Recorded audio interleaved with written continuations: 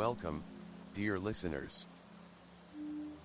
Tonight, let your thoughts drift gently as we take you on a peaceful journey. This is a space for calm, for quiet moments, and for the kind of stories that settle your heart and slow your breath. Make yourself comfortable, close your eyes if you wish, and allow the world to soften around you. Now, let's begin with tonight's story. Today's story is titled, The Songkeeper's Legacy. Chapter 1, The Whispering Cupboard. In the farthest corner of a weathered old cottage nestled between the hills, there stood a dusty kitchen cupboard rarely used, rarely opened. For years, it had kept its secrets hidden behind flaking white paint and a slightly crooked door that creaked only when the wind howled just right. It was in this forgotten place that the Mirren family had made their home. The Mirrens were not like ordinary folk. They were no taller than a paper clip, with voices as soft as cotton and footsteps that left no mark. There were 4 of them: Bram, the quiet thinker of a father; Lyra, the practical and kind-hearted mother; their daughter Nell, whose curiosity knew no bounds; and Milo, the youngest, whose boundless energy often shook their tiny world more than any human ever could. No one knew they lived there. Not the cat that slept on the kitchen tiles, nor the old woman who used to hum lullabies while she stirred stew in the very pot the Mirrens once used as a roof during rainy days. The old woman had lived alone for decades, and the Mirrens had coexisted peacefully, building their lives within the nooks and crannies of her kitchen. They had turned thread spools into chairs, sugar cubes into building blocks, and the underside of a teacup into a skylight. But as all things do, peace did not last forever. It began with silence.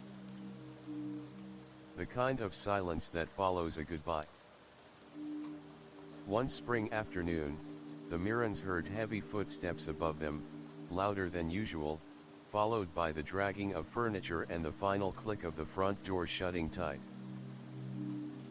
The old woman had left, and with her went the safety and rhythm of the life they knew. Weeks passed. Dust thickened on the floors. The pipes above groaned with age. Then, one bright morning, that familiar creak returned, but not with the weight of age.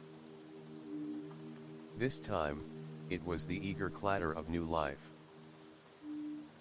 Boxes. Laughter. A child's shriek of delight echoing through the empty house. The Mirrens huddled together in their sugar box sitting room, peeking through a crack in the cupboard wall. A young woman in her 30s had entered the house, her smile radiant as she guided a little girl, no more than 5, through the doorway. The girl was already skipping in circles, hugging a plush fox nearly her own size. Lyra's fingers curled protectively around her children's shoulders. "New people," she murmured. Bram only nodded. He'd been expecting this. Humans never leave homes abandoned for long. "But look," whispered Nell, eyes wide. They brought light with them. And indeed, the house did seem brighter. The walls were quickly repainted a soft cream color. Carpets were laid, the squeaks of wood muted. At night, soft yellow lamps lit the hallways, casting a golden glow that spilled beneath the cupboard door like morning sunlight. At first, the Mirrens stayed hidden. Days turned into weeks. They learned the woman's name Myra and the girl's Esm. They watched as their world changed, drawers were opened and closed, cupboards rearranged. But unlike the old woman, who had been quiet and slow, Myra and Esm filled the house with motion and sound. One evening, as the Mirans returned from their nightly foraging beneath the sink, they discovered something astonishing. The cupboard wall, one they'd never dared to pass before, had shifted. And through the crack, Lyra saw it, a grand pink dollhouse, newly placed beneath the kitchen counter, just beside a stack of cereal boxes. It stood taller than anything they'd ever seen indoors. Its windows were glazed with transparent plastic. Its floors were lined with rugs softer than cotton balls. And best of all, it was empty. "It's a trap," Bram warned. "No," Lyra said, stepping forward. "It's an opportunity." And so began their slow and cautious migration. Piece by piece, they packed their home, thimble cups, spoon ladders, a matchbox filled with needle forks and wire twine. Over the course of 3 nights, the Mirans moved into the grand dollhouse. To them, it was a palace, no, a kingdom. Each room offered wonders. The second-floor balcony became Bram's observatory, where he could chart the flickers of starlight through the kitchen window. Nell claimed a room filled with violet and gold furnishings, declaring it a reading tower. Milo slid down banisters made of lollipop sticks, giggling endlessly. And Lyra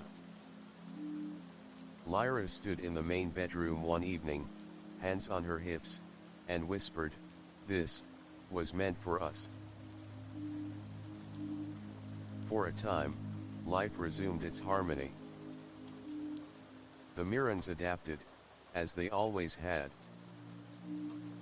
They learned the routines of Myra and Esm, the quiet hours, the dangerous moments when the vacuum cleaner roared like a dragon.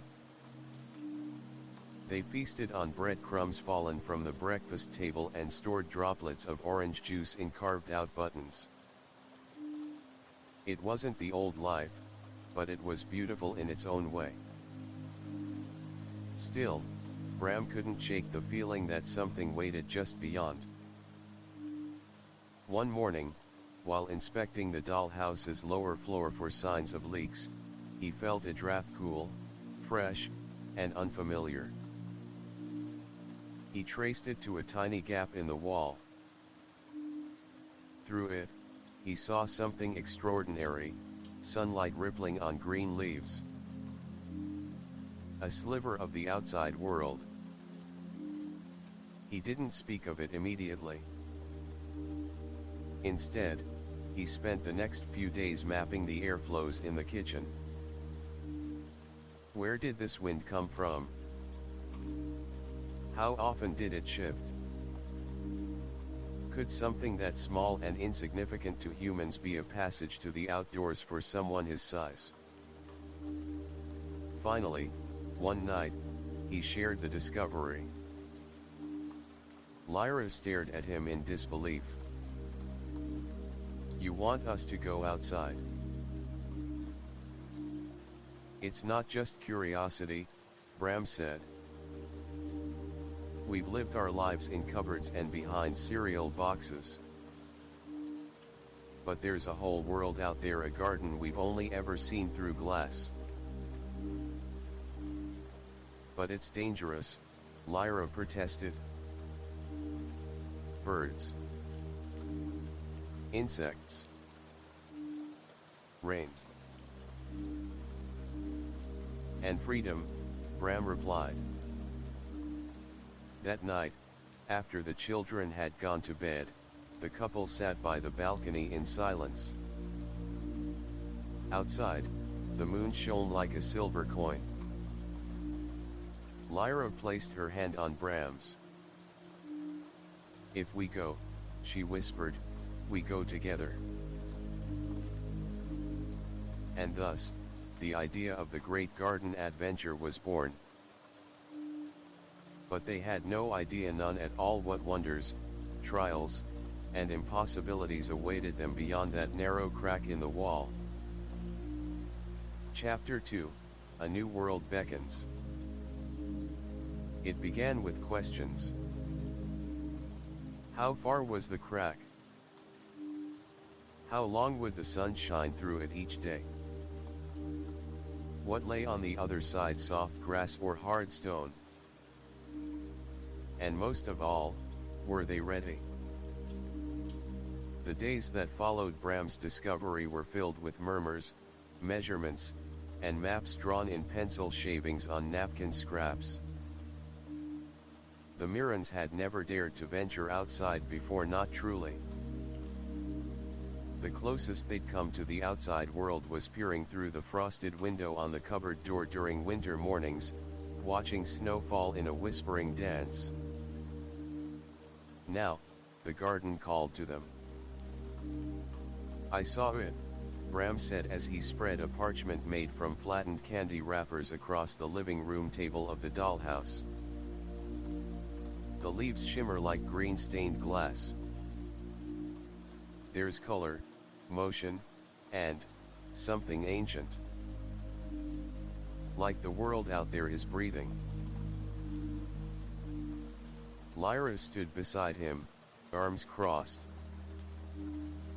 And what if that breath turns into a gust and blows us halfway across the lawn?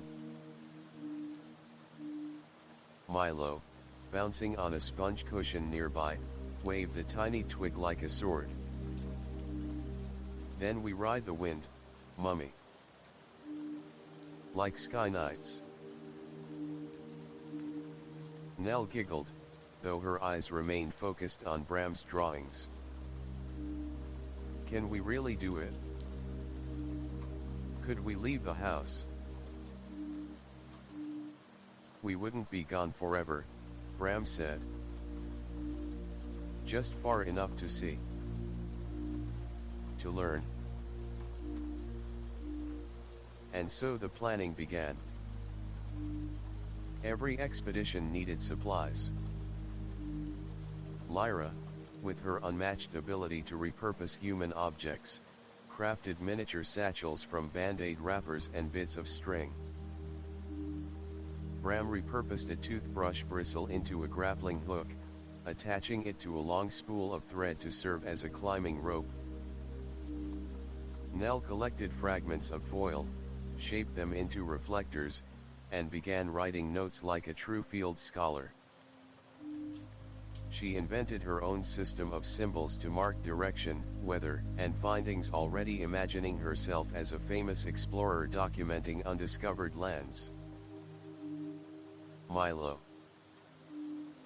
Well, Milo trained. Every morning, he'd run from the top floor of the dollhouse to the bottom, leaping over bottle cap obstacles and ducking beneath curtain threads. He insisted he was getting into adventure shape, and no one had the heart to tell him he was already in top form. But preparing physically was one thing. Emotionally, that was another story. Late at night, Lyra would stand by the balcony, looking toward the kitchen counter where the thin crack gleamed in the light. She'd watch the shadows shift as Myra and Esm turned off the last of the lights, leaving only the moon's soft blue reflection on the floor tiles. Her fingers often trembled. I remember, she whispered to Bram one evening, when we lived in the cupboard, and we could hear rain thundering on the roof. You said it sounded like the sky was stomping its feet. Do you think the garden sounds louder than that? I think it will, he replied, voice soft. And I think it will be beautiful. Their first scouting mission was set for Sunday morning. It was Esm's grandmother's birthday, and Myra had announced they'd be gone most of the day. That meant a long window of peace, quiet, and most importantly opportunity. At dawn, the family gathered at the base of the dollhouse. Each wore handmade adventurer gear. Bram carried the map, rope, and a pin sharpened to a fine spear-like point. Lyra had a pouch of supplies, including mint leaf wraps, 4 wounds, cotton balls, for padding, and a few sugar crystals, for energy. Nell wore her explorer's hat made of folded leaf, and Milo had turned a broken toy wheel into a shield he could carry on his back. The dollhouse door opened with a soft squeak. Bram had designed a pulley system from fishing line and buttons, allowing them to lower a small drawbridge onto the kitchen counter. From there, they made their way cautiously across the surface, avoiding glass beads, crumbs, and a forgotten toy spoon before reaching the base of the cupboard wall. And there it was. The crack. A sliver of light, just barely wide enough for Bram to squeeze his shoulders through, but long enough to let in the scent of the world beyond. Earth. Leaves. Sun. All right, he whispered. Rope in position.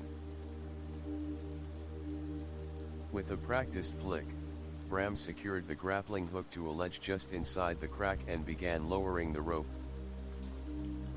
One by one, the family climbed down the narrow gap in the wall. It was tight, the walls scraped their sleeves, but then, suddenly, they emerged. And the world opened. They stood at the threshold of the garden. Before them spread a wild jungle of green. Blades of grass rose like towers, their dew-soaked tips glittering in the sunlight. A line of stone tiles led deeper into the garden, cracked and moss-covered like the ruins of an ancient kingdom. Butterflies, massive and glowing, drifted lazily overhead like airships. Nell gasped, clutching Lyra's hand. "It's huge." Milo ran forward, then stopped abruptly as a ladybug trundled across his path, nearly twice his size. Whoa! A red tank with spots. "Stay close," Lyra warned. The garden was alive in ways the house never was. Sounds echoed differently here, birdsong like flutes, bees buzzing like distant drums, leaves rustling like whispers in an ancient tongue. Bram knelt and scooped a handful of soil. It was soft, warm, and smelled of life. "This is it," he said, voice trembling with awe. "This is the world we were meant to see." Nell pointed toward a towering cluster of red petals in the distance. "Is that a rose?" "A whole grove of them," Bram answered. "That way leads toward the flower beads." They wouldn't go far today, this was just a scout. But already the adventure had begun. As the sun rose higher, they mapped the terrain, a low stone ridge, a fallen acorn, the shadows of dragonflies overhead. They found a shallow pool formed in a leaf's curve and took turns washing their hands in it. It was Nell who noticed the bird first. A sparrow no more than curious, but to the Mirans, it was a shadow the size of a dragon. It landed nearby, tilting its head. For a terrifying moment, no one moved. Then Bram whispered, "Back." Slowly, they retreated behind a cracked flower pot, hearts pounding. The sparrow fluttered away, but the warning lingered. "It's not safe," Lyra said, clutching Milo tightly. "It never is," Bram replied. "But that doesn't mean we turn back." As they returned to the crack in the wall, preparing to climb home, the sun glowed golden behind them, casting long, triumphant shadows on the soil. Nell turned back, one last glance toward the jungle of green. "This was only the beginning," she said, eyes wide. And indeed, it was. Chapter 3, The Garden Calls at Dawn. The morning mist curled low across the floor of the kitchen like ghosts returning from a forgotten dream. In the dollhouse, all was still until a flicker of candlelight cast dancing shadows upon the walls. Lyra stood by the window of the top floor, gently adjusting the miniature satchel slung across her shoulder. Below her, Nell wrapped up a scroll of parchment. Milo bounced on the balls of his feet, pretending to dodge imaginary raindrops, and Bram stared out across the countertop, eyes fixed on the barely visible crack in the cupboard wall. But this time, they wouldn't just be going to the edge. This time, they would go deeper. "Today," Bram whispered, his voice like the first notes of an ancient song, "we enter the true garden." They'd spent 3 days preparing. Not just tools and supplies this time, they built intention. Milo had constructed a glider out of dried leaves and spider silk. Nell had mapped their prior route in shocking detail, even labeling each pebble they passed with her own personal rune system. Lyra brewed a batch of thimbleberry tonic from the tiny wild fruit she'd collected under the radiator. Bram reinforced their shoes with bottle cap solace and even created a compass from a sewing needle magnetized with static from Myra's hairdryer. They weren't just explorers now. They were adventurers. As the light grew brighter, the family lined up at the base of the dollhouse, hearts hammering like kettle drums. The kitchen was silent save for the tick-tick-tick of the old clock above the sink. They had perhaps an hour before Myra and Esme returned from their morning market stroll. Time was short and full of promise. "Final check," Bram said. "Rations," Lyra called, holding up a pouch full of crumb bits, dried blueberry skins, and water droplets stored in bottle caps. "Navigation," Nell added, lifting her scroll.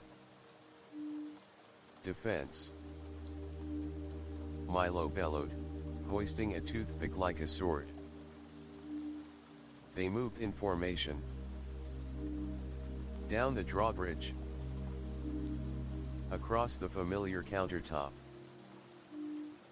Around the cereal fortress that smelled faintly of strawberries. Then through the crack. The world beyond greeted them like a song long forgotten. The garden this morning was different. The mist hovered in ethereal threads between blades of grass that rose like towering trees. A breeze gentle to a human, but enough to rustle their hair and tug at their clothes carried scents of soil, flower nectar, and morning dew. Light lanced through the mist in glowing shafts, creating an almost cathedral-like effect beneath the canopy of green.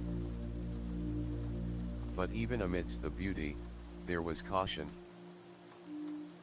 "Watch the moisture," Lyra warned. "Dewdrops this large can sweep you off your feet." They moved as one, ducking under curling leaves, stepping over veins of moss thicker than their boots. A cracked pebble became a lookout point. A hollow snail shell turned into a possible campsite. As they crossed into a clearing near the base of a rose bush, a hum began to rise. Low. Rhythmic. Almost melodic. Milo crouched and peeked around a fallen twig. Is that music? Bram joined him. No.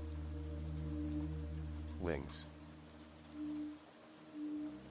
They all turned to look.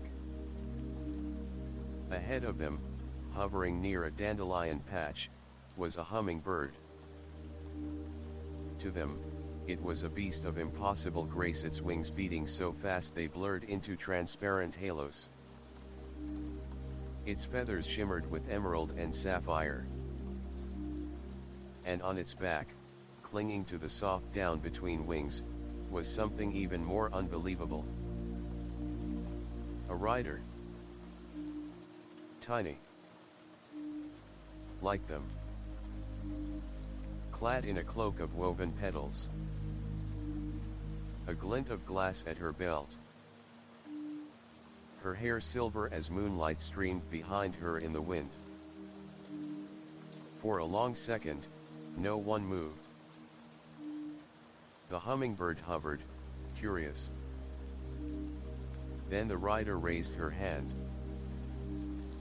A greeting. The hummingbird gave one final flutter and darted away in a streak of color and wind. Silence returned, thick and awestruck. Did you see her? Nell whispered. Another one like us, Lyra murmured. But she was flying. Bram's mind raced. Another tiny person. Another family. Another world within this world. The questions burned and the desire to know grew fierce. They pressed forward, now moving through the underbrush beneath a row of daffodils. Sunlight speckled the ground like golden coins. They passed beneath a spiderweb shimmering with dew. Milo pointed up at it. Looks like a harp. It's a boundary, Bram muttered. From here on, we move quiet. And they did.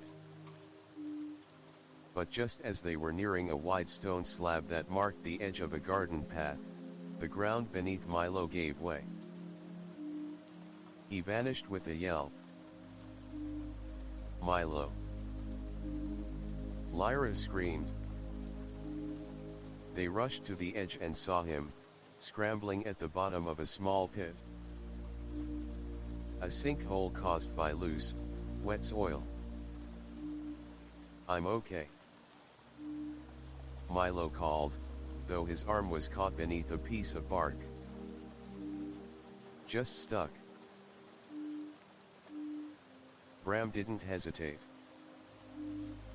He tied the thread rope to a twig, lowered himself in. Lyra followed. Together, they lifted the bark and pulled Milo free. His leg was scraped. His tunic torn. But he was smiling. Like a real knight, he beamed. Lyra wrapped his arm in a mint leaf bandage and kissed his forehead. You scared the life out of us. I got to fall into an adventure. He replied. Nell, watching from above, suddenly froze. Guys. They looked up.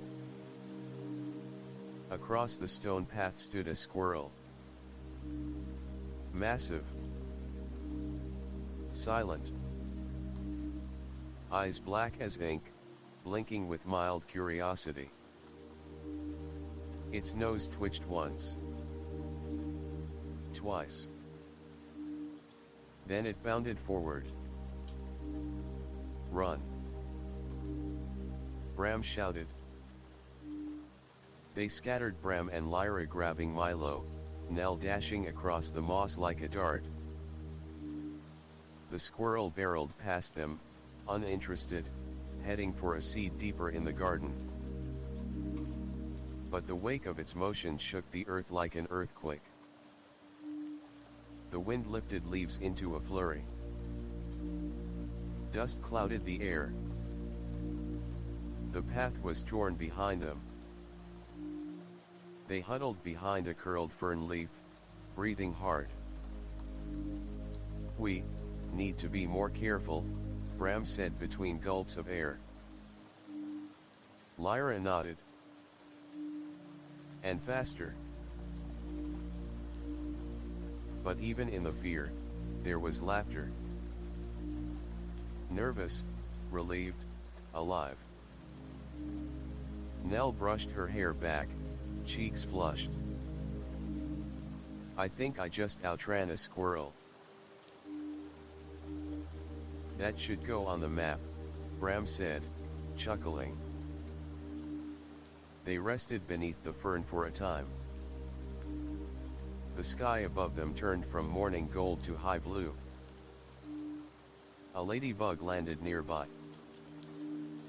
A dragonfly zoomed past like a fighter jet. The world was enormous and full of stories waiting to be written. And somewhere out there, another like them had flown on the back of a hummingbird.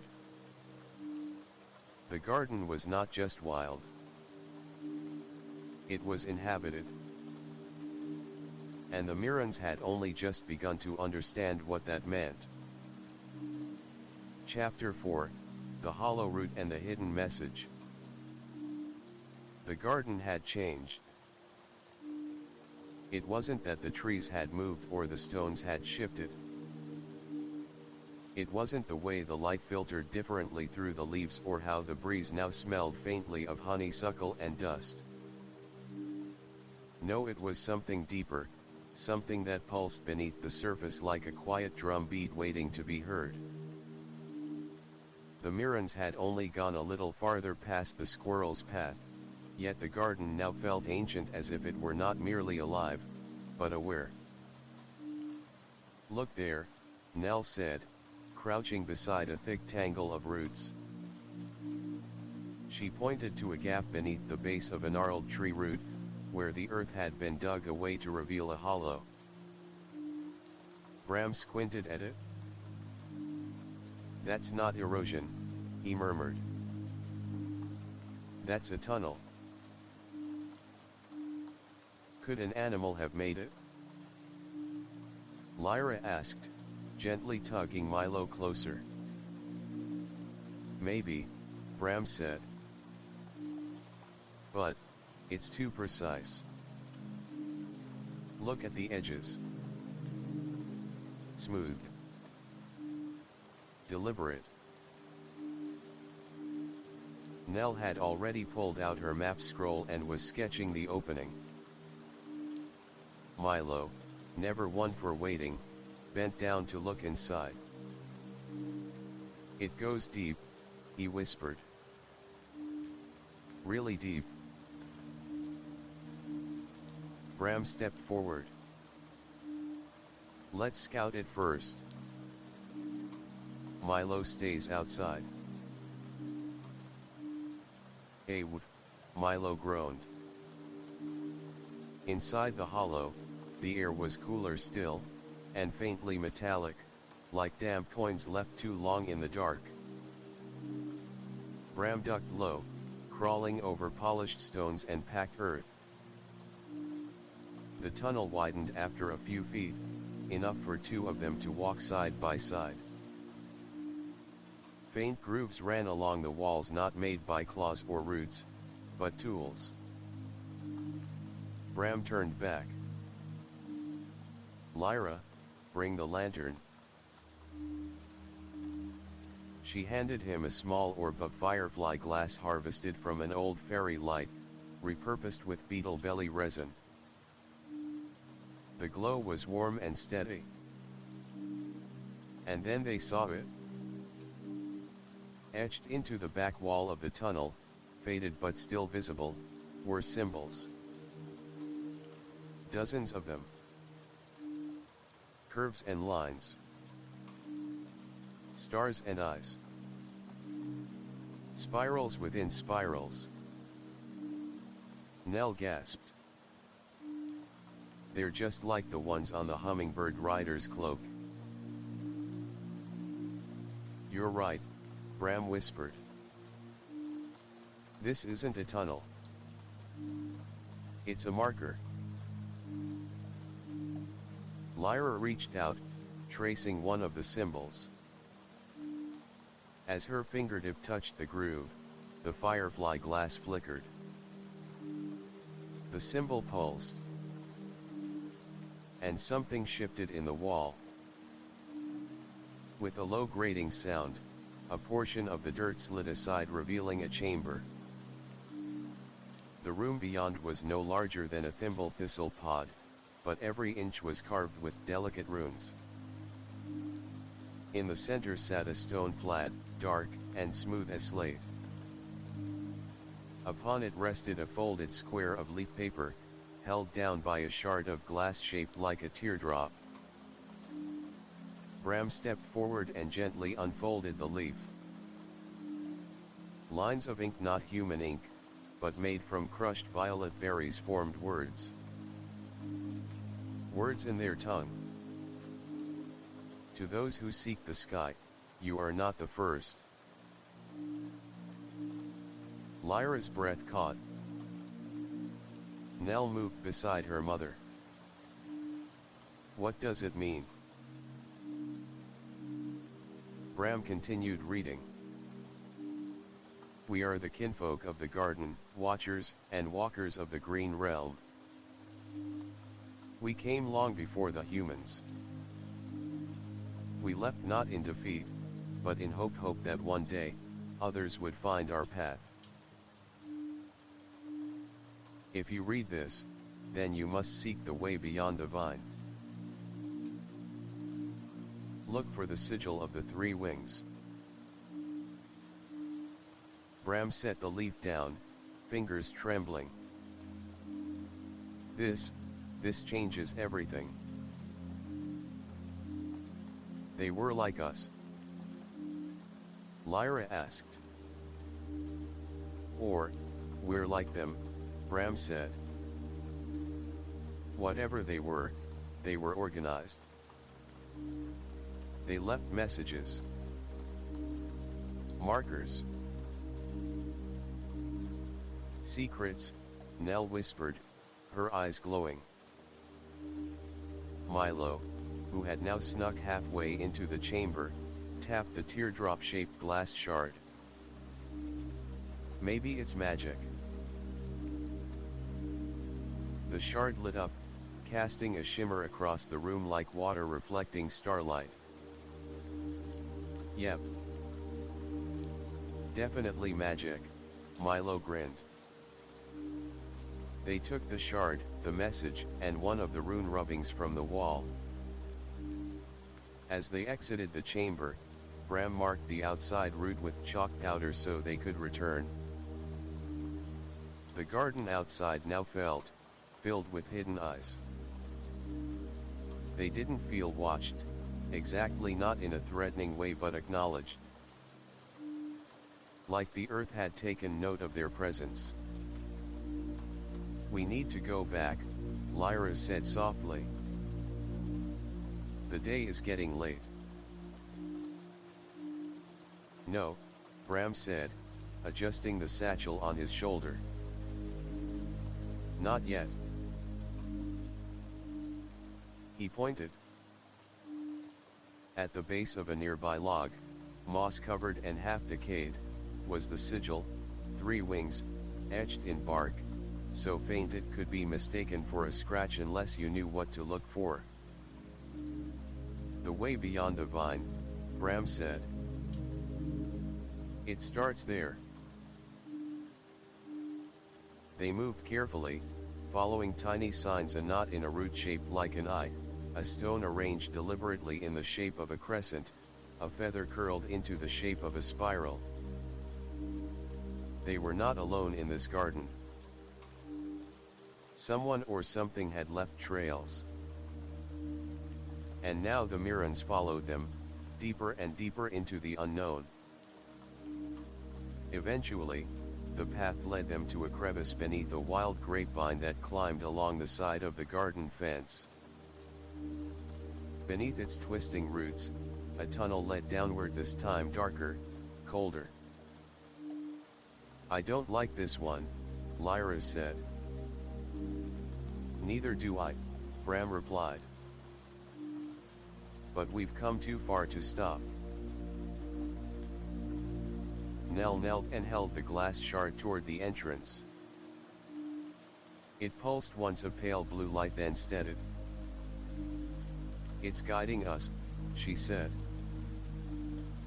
They entered the tunnel, the earth closing around them like a secret. Inside, the walls pulsed faintly with bioluminescent moss. Strange sounds echoed: clicks, hums, the distant whisper of water. The path narrowed, then opened into a large underground alcove. In the center stood a carved totem shaped like a hummingbird mid-flight, wings outstretched. Around it lay tiny offerings, a ring made of spider silk, a candle made from wax drippings, a feather dyed blue and gold. A shrine. And beneath it, more writing. This time, older. Cracked. Barely legible. But the last line was clear. "He who follows the wings will find the sky glass gate." The sky glass gate. A legend, if it were real, said to be a portal to a realm beyond the garden. Beyond the human house. Beyond even the sky. Bram turned to his family. "This isn't just an adventure anymore," he said. Nell smiled wide. "It's a quest." Milo raised his twig sword high. "Let's find the gate." Lyra closed her eyes, breathed in the earthy air, and opened them again with fire. "Then let's be worthy of the wings." And deep within the garden, as if in response, a wind rose. The adventure had only just begun. Chapter 5, The Guardians of the Sky Glass Gate. The tunnel twisted like the inside of a shell, spiraling deeper and deeper into the earth. Earth walls gave way to shimmering crystal veins. The air grew cooler, tinged with an electric sharpness that made the hairs on Bram's neck stand on end. Nell clutched the glowing shard of glass close to her chest. Its light grew brighter with every step they took, as if reacting to something ahead, some presence it could sense, just beyond the curve of the path. "I don't like this," Lyra whispered. "Neither do I," Bram replied. "But this is what we came for." Milo, ever the brave one, pointed his stick sword ahead. "Maybe there's treasure. Or a skyship. Or a flying cat." Lyra chuckled softly despite her nerves. "Let's hope it's not a flying cat that's hungry." The tunnel widened abruptly into a vast underground chamber, so large it felt like a world in itself. The walls shimmered with cords. Ferns taller than Lyra swayed in a wind that had no source. And there, in the very center, stood a gate. Not a door. Not a hatch. A gate, forged from a strange material that shimmered like ice but pulsed like metal. It arched into a perfect oval, embedded with swirling symbols, stars, feathers, and one central sigil shaped like three wings converging at a point. The skyglass gate, Bram breathed.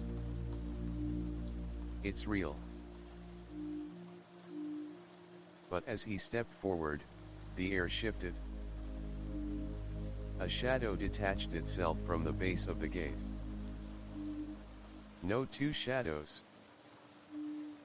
They stepped out from either side of the structure, tall for their kind, nearly the height of a paperclip and a half draped in cloaks of woven leaf and silk, their faces hidden behind bark carved masks. The first raised a staff carved from rosewood and embedded with amber. The second extended a hand.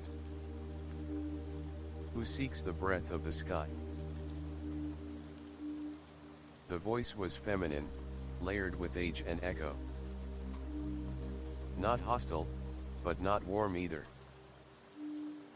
It was the voice of guardianship, of duty. Bram stepped forward, slowly. I am Bram Mirren. This is my family. We seek only knowledge, and, perhaps, a way beyond. The guardians exchanged a glance. You carry the shard, the second said, her voice softer. And you wear the windpath symbol. She gestured toward Nell, who looked down to see the glowing shard reflecting the sigil carved on her scroll's case. The spiral symbol that had once seemed like decoration was more than coincidence. You are not the first guardian said. But you may be the last. Last?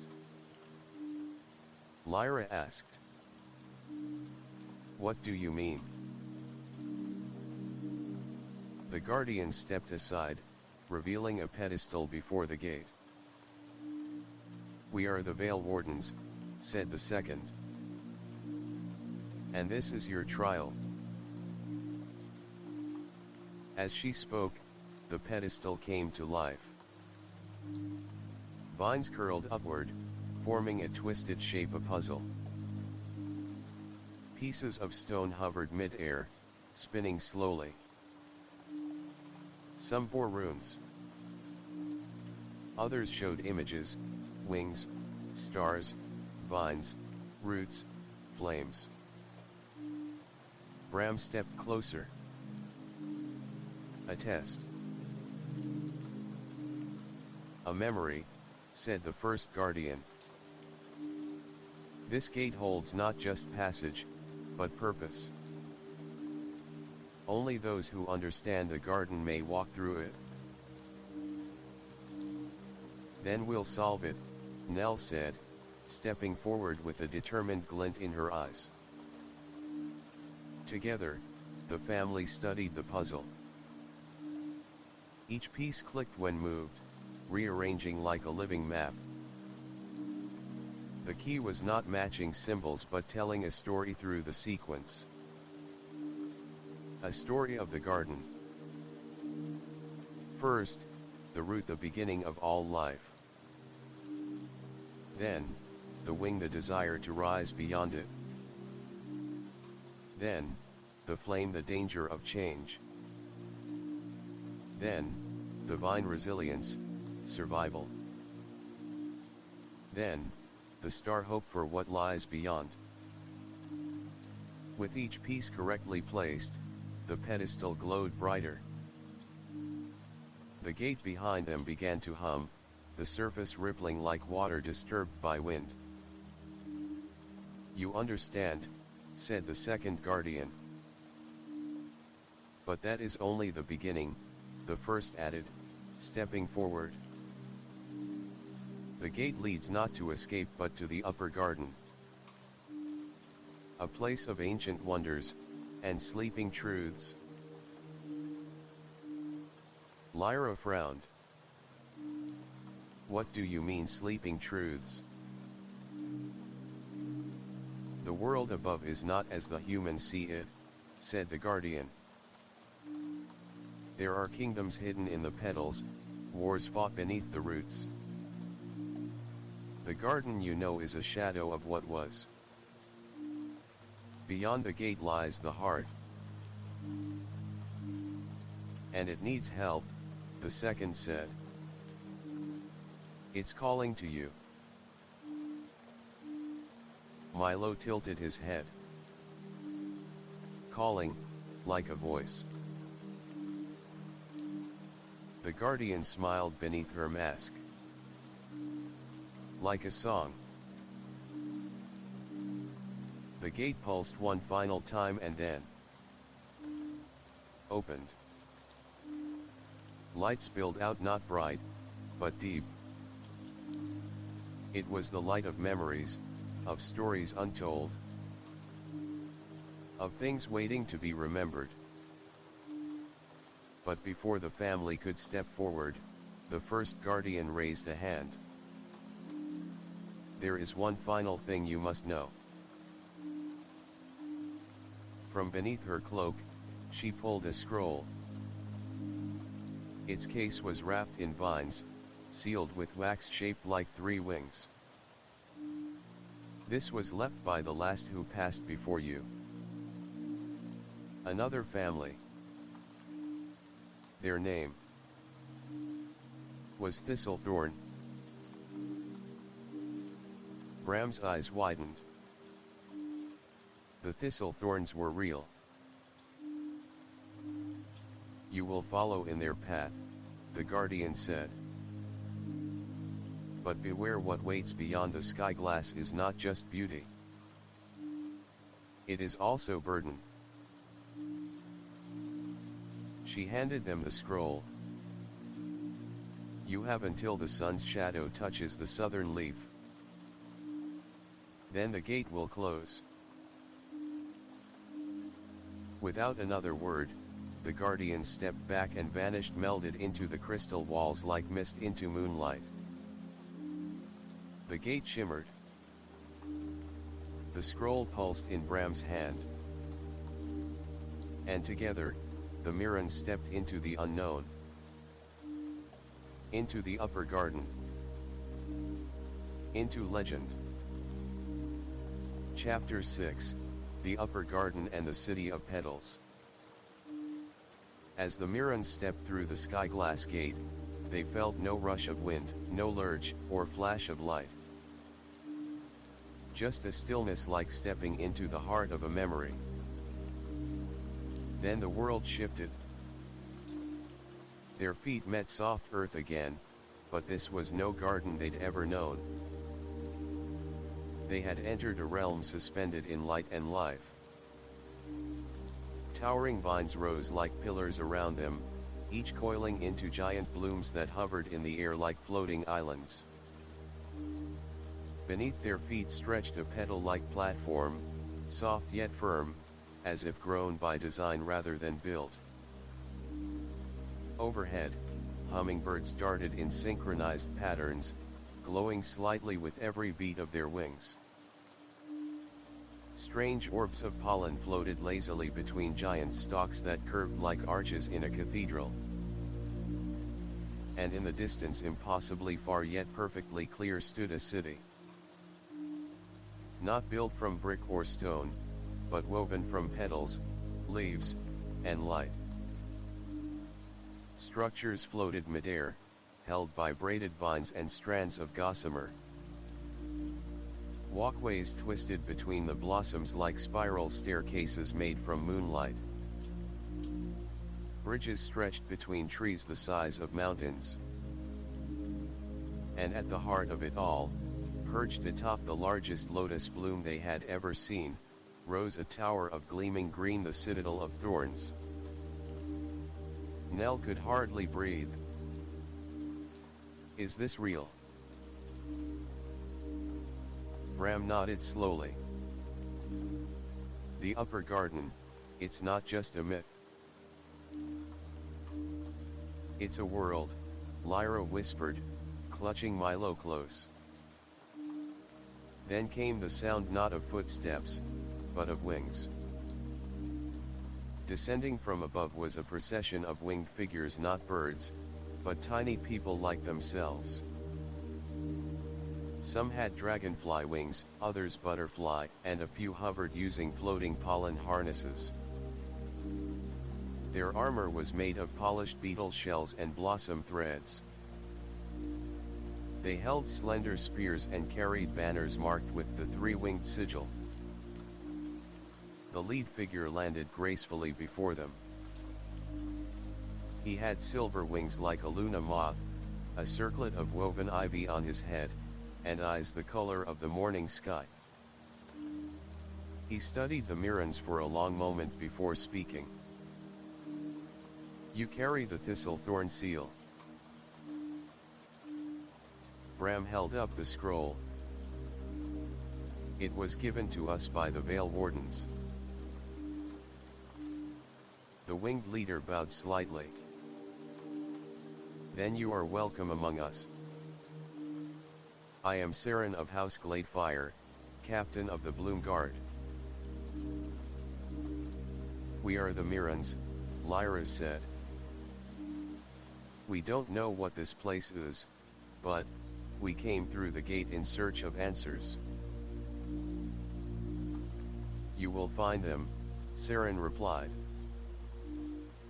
But first you must meet the Council of Bloom.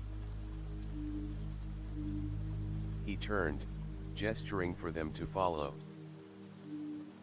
The Mirrans were lifted gently by pollen floaters, soft golden spheres that carried them through the air like wind in a dream. As they rose higher, the world of the upper garden unfolded below. Flocks of glowing moths drifted across pollen rivers, trees with crystalline bark hummed with energy, and below the petals, strange, shadowy roots shifted like something sleeping, or watching. The city of petals came alive as they entered. Tiny market stalls sold glowing nectar drops. Artisans painted leaves with runes. Children with gossamer wings played midair games, chasing fireflies, and riding petal kites. But amid the beauty, there was tension. Faces turned. Whispers followed them. Skywalkers. They bear the sigil. Could they be the ones foretold? They landed before a great hall woven from jasmine vines. Inside sat 5 council members, each with wings of different types, representing various clans: moth, beetle, butterfly, dragonfly, and wasp. Saren stepped forward. They carry the legacy of Thistlethorn. One of the counselors, a regal woman with fiery wasp wings, narrowed her eyes. That line was thought extinguished. Bram stepped forward.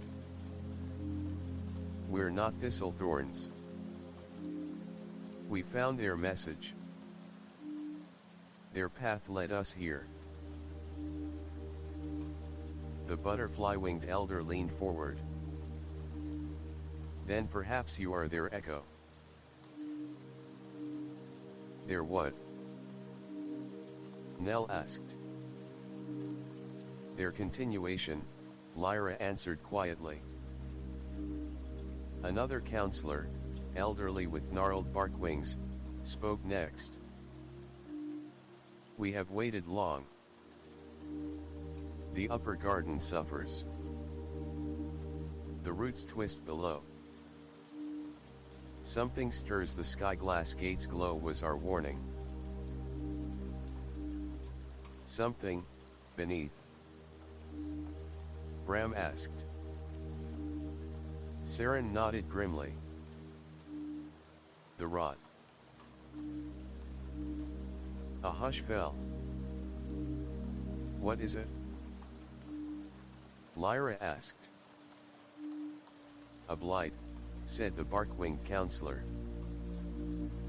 It spreads unseen, corrupting root and vine, turning light into hunger. It once consumed the eastern bloom. Now it claws at our edge. Bram opened the scroll.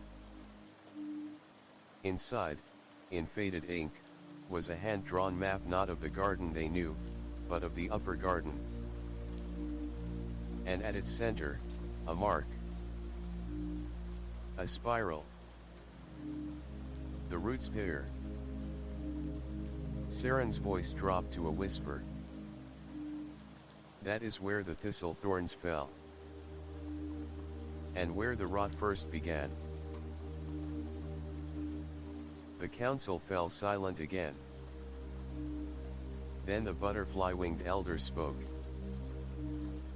If you carry the shard, the seal, and the courage to walk the thorned path, then the choice is yours.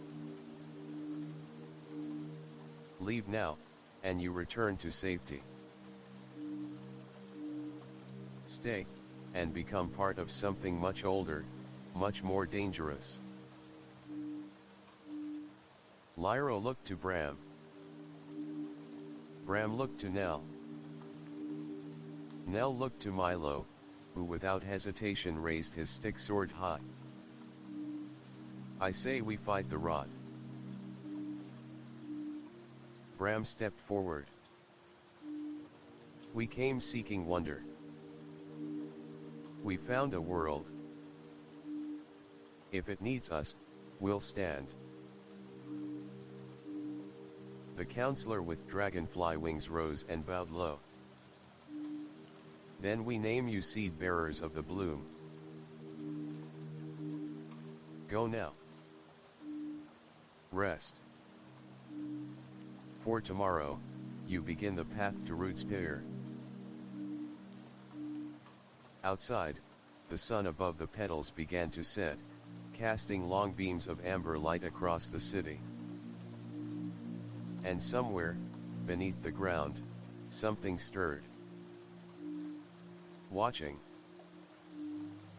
Hungry. Chapter 7, Through the Windvine Wilds.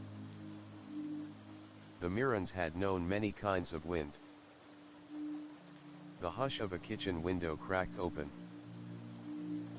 The whir of Myra's fan when summer heat crept in.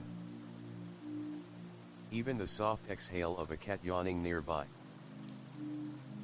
But nothing had prepared them for the wind of the upper garden's wilds. They stood at the edge of the petal city, where the floating bloom bridges faded into winding tendrils that stretched across the sky like green lightning frozen mid-flash. Below, nothing but cloud mist. Above, tangled vines swayed like serpents in a dream. This was the path to Roots Pier, the Windvine Wilds. Step carefully, warned Saren, who had chosen to guide them for the first leg. The wind does not obey gravity here. Nor does time flow the same way. Some vines lead forward. Others lead nowhere. Milo looked over the edge and whistled. So if I fall, I might land, last week. Or next year, Saren said without smiling. The Mirans walked single file, their pollen floaters tied tightly to their backs in case of slip or gust. The bridge beneath them was made of root strands laced with silk, humming softly beneath their steps. As they moved deeper, Bram noticed something strange. The air vibrated. Not like wind through leaves but like a song without sound. A pressure against the chest. A call just beyond hearing. "You feel that?" he whispered to Lyra. She nodded.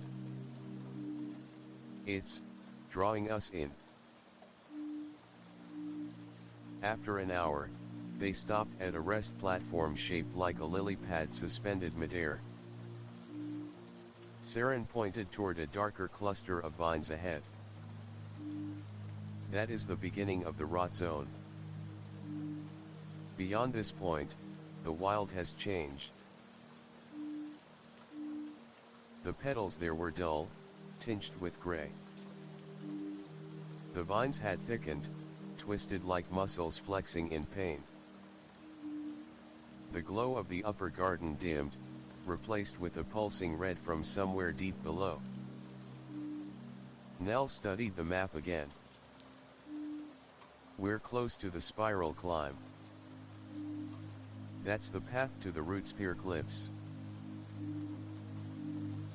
But we have to pass through the Ash Hollow first," Bram added. Saren's expression turned grim. "Then you may need to see something first."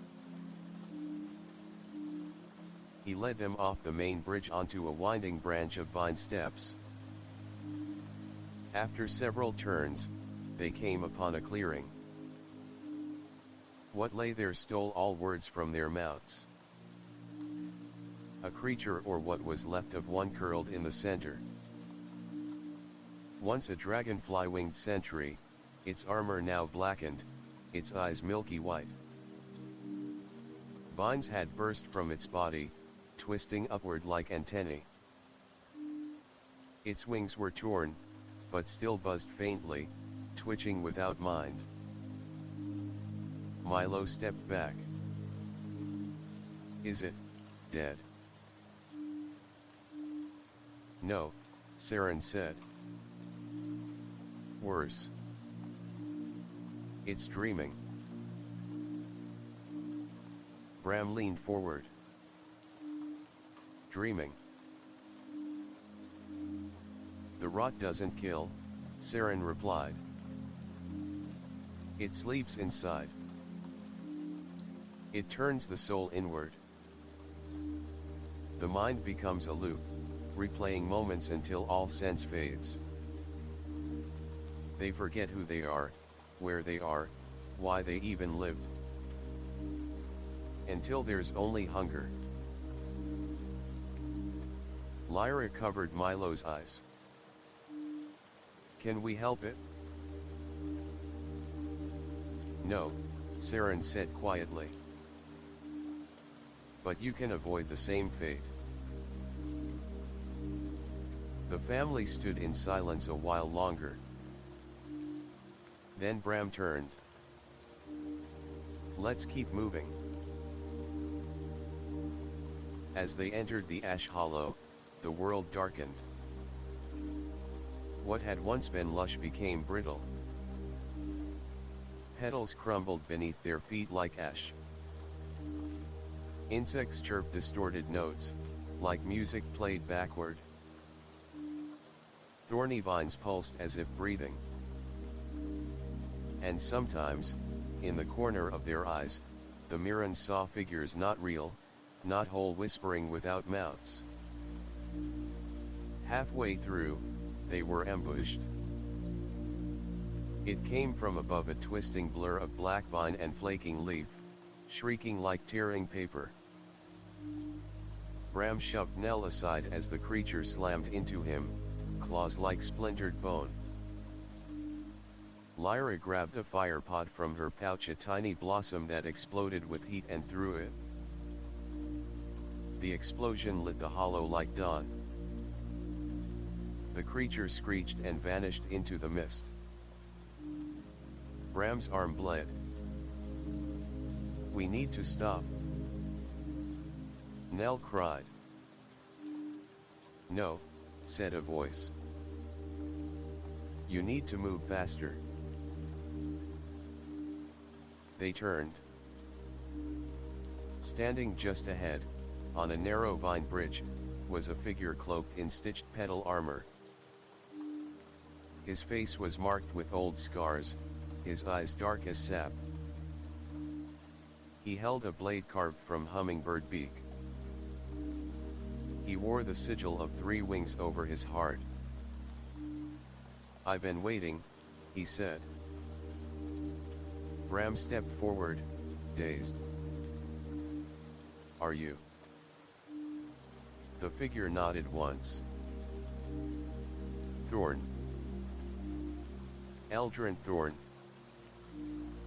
The last of the Thistle Thorn line." Silence. Then Lyra, almost breathless, asked, "You survived?" "Barely," Eldrin replied. "The rot took my parents. My sister fell at the spiral climb. I escaped through the wind vein roots and went dark. The council thought me lost. Let them. I've been tracking the rot ever since." He studied the Mirrans with sharp, quiet eyes. "You're not warriors."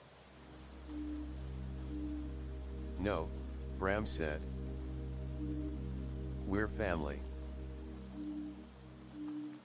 Eldrin's lips twitched, not a smile, but something close. "Good. Because this battle won't be won with blades. It'll be won with memory. And love." He turned. "Come. You'll need shelter for the night. The winds change soon, and when they do, the ash hollow bites." He led them down a twisting path of coral-like branches, into a cave shaped from petrified rose petals. Inside, a small camp glowed: heat pods, woven mats, seed bread stacked in bundles. As the family settled in, Eldrin unrolled a scroll. On it, the true map of the root spear. And at its center, marked with red ash, was the rot's heart. "The root spear doesn't just anchor the garden," Eldrin said. "It remembers everything. The rot is trying to erase that memory. When it succeeds, everything above every blossom, every name will fall into forgetting." Nell whispered, "So we fight with memory." "And story," Eldrin nodded. "The oldest weapon we have." Outside, the wind began to rise. And beneath the upper garden, the rot stirred, sensing something new. Something dangerous. Something, remembering. Chapter 8, The Spiral Climb. The night in Eldrin's petal-forged shelter passed with strange dreams. Nell dreamt of songs sung by flowers. Milo saw vines that whispered names of stars. And Bram dreamt of a gate that bled light, crumbling beneath a shadow with no shape, no eyes, only hunger. When dawn broke, it did not rise with sun, but with wind. High above the upper garden, the great vine paths of the spiral climb shimmered with dew and risk.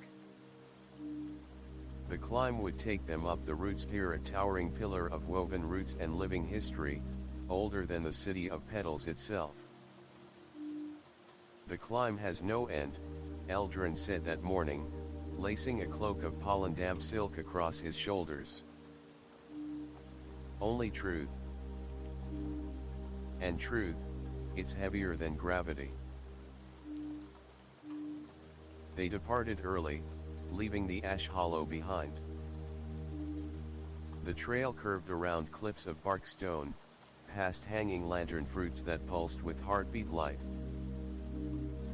As they rose, the wind grew stranger, not colder, not stronger but intelligent. It tugged at thoughts, not clothes. Words they hadn't spoken in years echoed faintly in the breeze. Milo giggled, then blinked. Did someone call my name?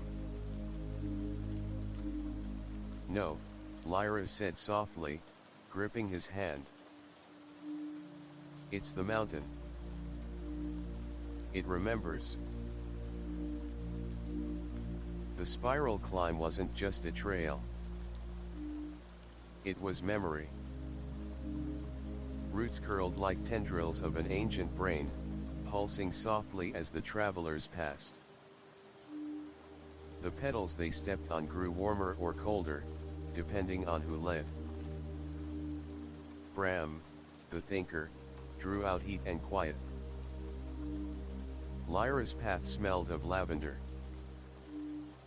Nell's section glowed with sparks of color, tiny stories dancing through the air like motes. Then came the first true test.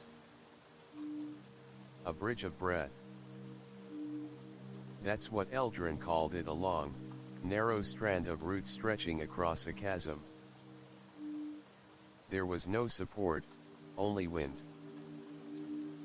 One wrong step, and they would fall not into darkness, but into a place between moments. Nell reached out, touched it. It vibrated softly like a flute note held in tension. Eldrin nodded. You must cross as you are, not as you pretend to be. What does that mean? Bram asked. But Eldrin only stepped forward. As he walked, the root shimmered beneath him, sometimes bending, sometimes solid. When he reached the other side, he turned. Next. Milo ran forward. Wait. Lyra cried, but too late. The boy stepped onto the bridge, and it vanished beneath him. He didn't fall, not down. He fell inward. The wind wrapped around him like a cocoon, lifting him into a sphere of light. He saw his own face, younger. A memory, hiding under the kitchen sink, afraid the humans would move again. Then, Lyra's hands lifting him out. A smile. A promise. I'll always find you. The light cracked. The bridge returned. Milo stood, safe, trembling. I saw, he began, but couldn't finish. Lyra embraced him tightly. One by one, they crossed, each seeing something different. Nell saw a version of herself alone, trying to be brave without family. Bram saw a future where he never dared to leave the dollhouse, old, regretful, watching time slip by. Lyra saw her children, grown, walking without her. When they reached the other side, none spoke for a long time. Then Eldrin pointed up the final stretch of the climb. Beyond them stood a gate made of bark and starlight, half fallen, cracked down the middle. This is where they fell, Eldrin said quietly. My family. The last stand of the thistle thorns. A breeze carried dust across the path, ash, not of fire, but of memory. They stepped inside. Vines formed a courtyard, half swallowed by the rot. Black tendrils curled over pillars carved with names: Thorn, Lysia, Fen, Malus. A fallen blade lay embedded in a stone slab, wrapped in flowering moss. And there, at the center, was a sphere. A memory crystal. It pulsed faintly as they approached. Eldrin touched it. The crystal bloomed with light. A figure appeared, not flesh, but light-woven memory. A woman, regal, radiant, with eyes like his. She held a child. She smiled. Eldrin,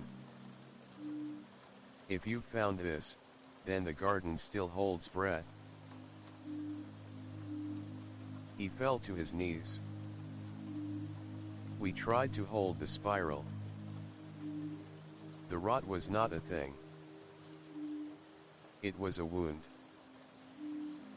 A wound born of forgetting. When stories die, the roots twist. When names are lost, the soil breaks. We didn't remember enough. So you must. You, or whoever hears this. Remember the first petal. Remember the bloomroot song. Remember the names. Do not let the garden forget itself. The light dimmed. Eldrin wept without sound. Bram placed a hand on his shoulder. I promise, he whispered. We'll remember. Behind them, something stirred. From the shadows of the ruined courtyard emerged a creature, tall, twisted, but once familiar. It had the shape of a bloom gourd, but its limbs were elongated, hollow. Its chest pulsed with red light. Its eyes were not dead like the dreamers, they were awake. And furious. The rot speaks, Eldrin said. The creature opened its mouth. But no voice came. Only fragments. Shattered names. Forgotten songs. Echoes of bedtime stories no longer told. It lunged. Eldrin blocked its strike. Bram grabbed a firepot and lit the moss. Lyra swung a pollen flare. Nell screamed, Milo. The shard. The boy raised the glowing shard from the sky glass gate. The light flared, bright and pure, and the rot shrieked. It recoiled, limbs burning from the memory light. Then it dissolved, like ash in wind. Silence. Only breath remained. Eldrin stood slowly. That was the first of its kind, he said. Not dreaming. Not sleeping. Becoming. The rot is waking up. And the climb was only the beginning. Chapter 9, The First Bloom. The sky above Rootsphere had changed. Where once it shimmered with the warm pulse of pollen light and dream glow, now it churned with silver winds and shadowed clouds. Not dark yet, but tainted. Like something old had been stirred awake. At the base of the crumbling spiral climb, the Mirans and Eldrin prepared for their next step, the descent into the sanctum of Bloomroot, the place where the first bloom was said to sleep. "It's not a plant," Eldrin said as they rested before the final trail. "It's a song." Nell blinked. "What do you mean?" "The first bloom is not just a flower," Eldrin explained. "It's a living memory. A harmony of all things the garden was meant to be. If we can awaken it, we can push the rot back." Lyra looked up from wrapping Bram's arm wound. "Then let's not waste time." Their journey took them through narrow root passages glowing with bioluminescent runes. Vines coiled like veins. The earth was warm, but not hostile, as if it recognized them. As if it remembered them. At the entrance to the sanctum, a petal-shaped archway opened as the shard in Milo's hand flared. Beyond it, silence. Not empty but sacred. They entered. The sanctum was vast. A hollow dome formed from a single spiraling bloom, fossilized and radiant. Runes carved into every petal surface shimmered gently. And in the center, encased in a floating orb of pollen light, pulsed the bloom root. It was not large, no taller than Milo. But it sang. The song wasn't heard with ears. It arrived in the heart. Notes made of memory. Of lullabies and laughter. Of leafall and rain wind. Of birth and belonging. Lyra fell to her knees. "It's beautiful." Bram's voice cracked. "It knows us." Nell stepped forward, eyes wet. "It's remembering with us." And then a second pulse. Stronger. Disrupted. The song wavered. From the far end of the sanctum, a figure emerged. Not twisted like the toddlings. Not asleep like the dreamers. But tall. Composed. Dressed in polished bloom guard armor. Captain Saren. "What?" Bram gasped. "You followed us." Saren stepped forward, calmly, hands folded behind his back. "Followed? No.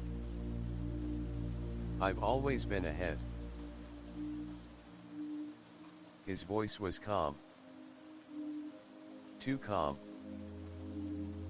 Lyra rose slowly, hand instinctively reaching for Milo. Saren circled them. "I always wondered who would reach the bloom root. Which spark would crawl far enough to find a source." He paused before Eldrin. "I hoped it wouldn't be you." Eldrin's eyes flared. "You knew." Saren removed his ivy circlet. His hair shimmered not gold, but ashen. The mark on his armor shimmered and shifted from the sigil of the three wings, into a spiral of thorns. "I was born from the root. Twisted by it. Fed on forgotten things. I did not revel. I evolved. He turned to Milo, who clutched the shard close. You carry its light. But even light forgets. A pulse from the bloom root answered sharp, like a warning. Saren flinched, but smiled. It still resists. Good. Then, from the shadows of the chamber, they came. Figures cloaked in grey pollen. Bloom guards, or what was left of them. Their wings were ragged, their eyes hollow. Not asleep. Not enraged. Just empty. Eldrin stood before them, blade drawn. You corrupted them. I freed them, Saren whispered. From memory. From burden. Bram stepped forward. You betrayed your oath. No, Saren said. I fulfilled it. The garden must forget to grow again. Memory is weight. Only oblivion brings bloom. Then why come here? Lyra asked. To silence it, Saren said, pointing to the bloom root. To end the song. The petals began to tremble. Light flickered. Nell gasped. It's weakening. Saren raised his hand. The toddling guard stepped forward. Protect the root. Eldrin shouted. Chaos erupted. Bram and Lyra hurled pollen flares. Milo's shard pulsed blinding light. Nell chanted fragments from the memory scroll. Eldrin parried 2 blows at once, his hummingbird blade sparking. Then, a scream from Saren. He stumbled back. Because behind him, the bloom root had opened. From it rose a figure made of pollen and song. A woman. Tall. Crowned in starlight. Her voice rang like bells in morning mist. You are not forgotten. The toddlings shrieked, fell to their knees. Some began to unravel, memories pouring from them like golden threads. Saren backed away. No. You're gone. You were gone. The woman stepped forward, hand outstretched to him. You were my seed once, Saren. Before the wound. You still are. He howled. No. He lunged. And Eldrin stepped in. Their blades met. Flashes of memory exploded around them. Saren as a child, cradled in the roots. Eldrin's sister singing beneath moon petals. Myro laughing as young Nell danced on a countertop. Then, a final clash. Saren fell. The chamber fell quiet. The woman turned to them all. I am the bloom root. The song. The soil. The story. She knelt before Milo, who held the shard. You are the spark. The Songkeeper. The last hope. She touched his brow. The shard glowed once, deeply. Find the second song, she whispered. And vanished into pollen, leaving behind only silence and the scent of rain on roots. Chapter 10, The Songkeeper's Path. The chamber of the bloomroot fell silent. Only the echo of pollen still shimmered in the air, drifting like golden snow through a shaft of light above. Saren's broken blade lay beside his fallen armor. Around him, the last of the toddling guards faded, some with tears, some with nothing at all. The woman of the bloomroot was gone. But her voice remained. Soft. Lingering. Find the second song. Milo sat in the center of it all, hands cupped around the glowing shard that now pulsed in harmony with his breath. It wasn't just a tool anymore. It was a memory core. A fragment of something far older than the garden. Older, even, than the first bloom. What's happening to me? Milo asked, eyes wide, voice trembling. Bram knelt beside him. You heard her. You're the Songkeeper now. But I don't know any songs, Milo whispered. I barely remember breakfast. Lyra held his small hand in hers. Maybe you don't have to remember.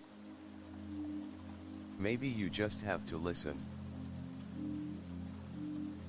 Eldrin stood a few feet away, staring at the spot where Saren had vanished. He was my brother once, he said quietly. Not by blood, but by oath. He protected the petal citadel with me. I never saw the shadow grow inside him. You couldn't, Nell said softly. Shadows hide best in people who shine. Eldrin turned. The bloomroot said the second song lies in the Veil Rift. Nell unrolled the memory scroll. It's here. Look where memory falls, silence grows. Beneath the vines, the rift below. Only through forgotten things does the second melody flow. Bram rubbed his chin. So, the rift is a memory graveyard. More than that, Eldrin said. It's the garden's wound. The place where stories die. And so the path was set. They left the sanctum the next dawn.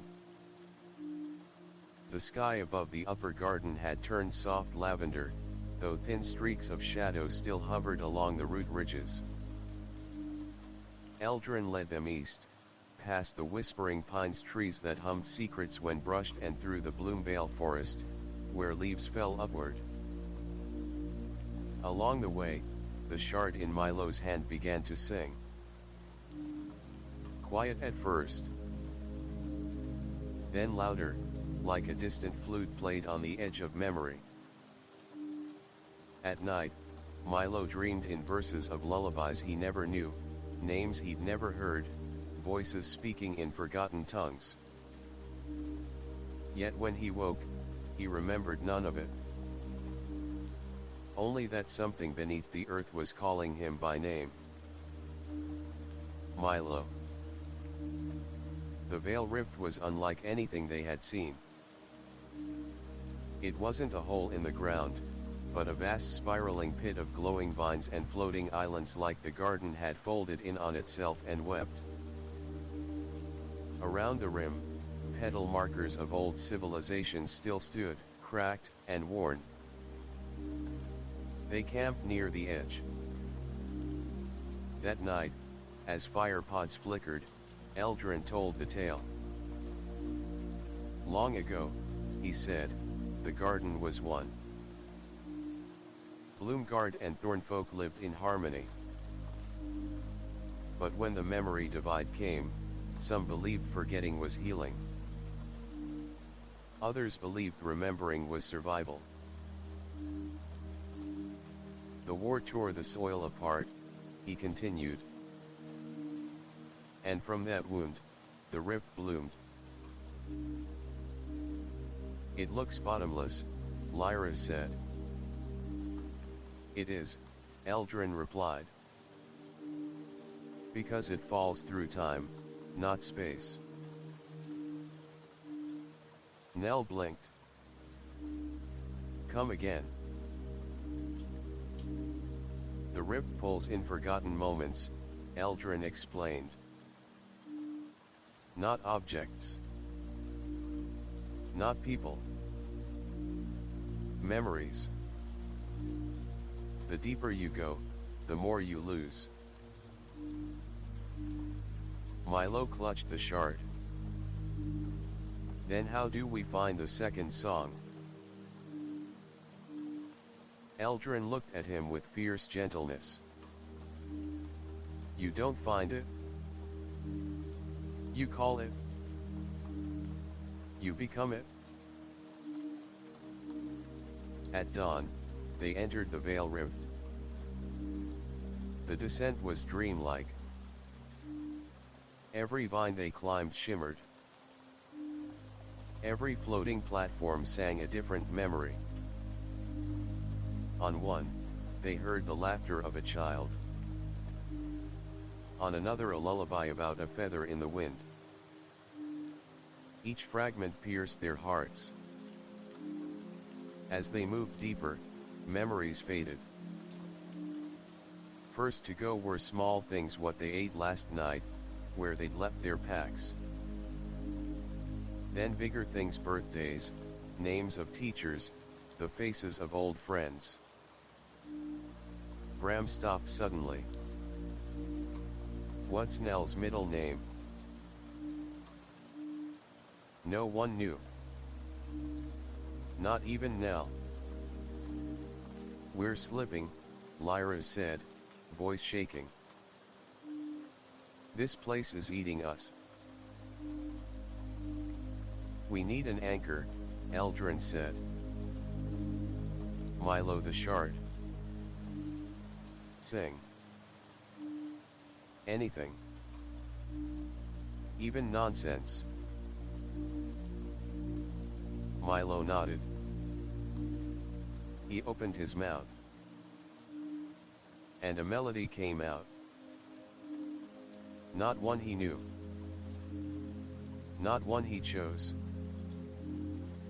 But one that knew him. The rift pulsed.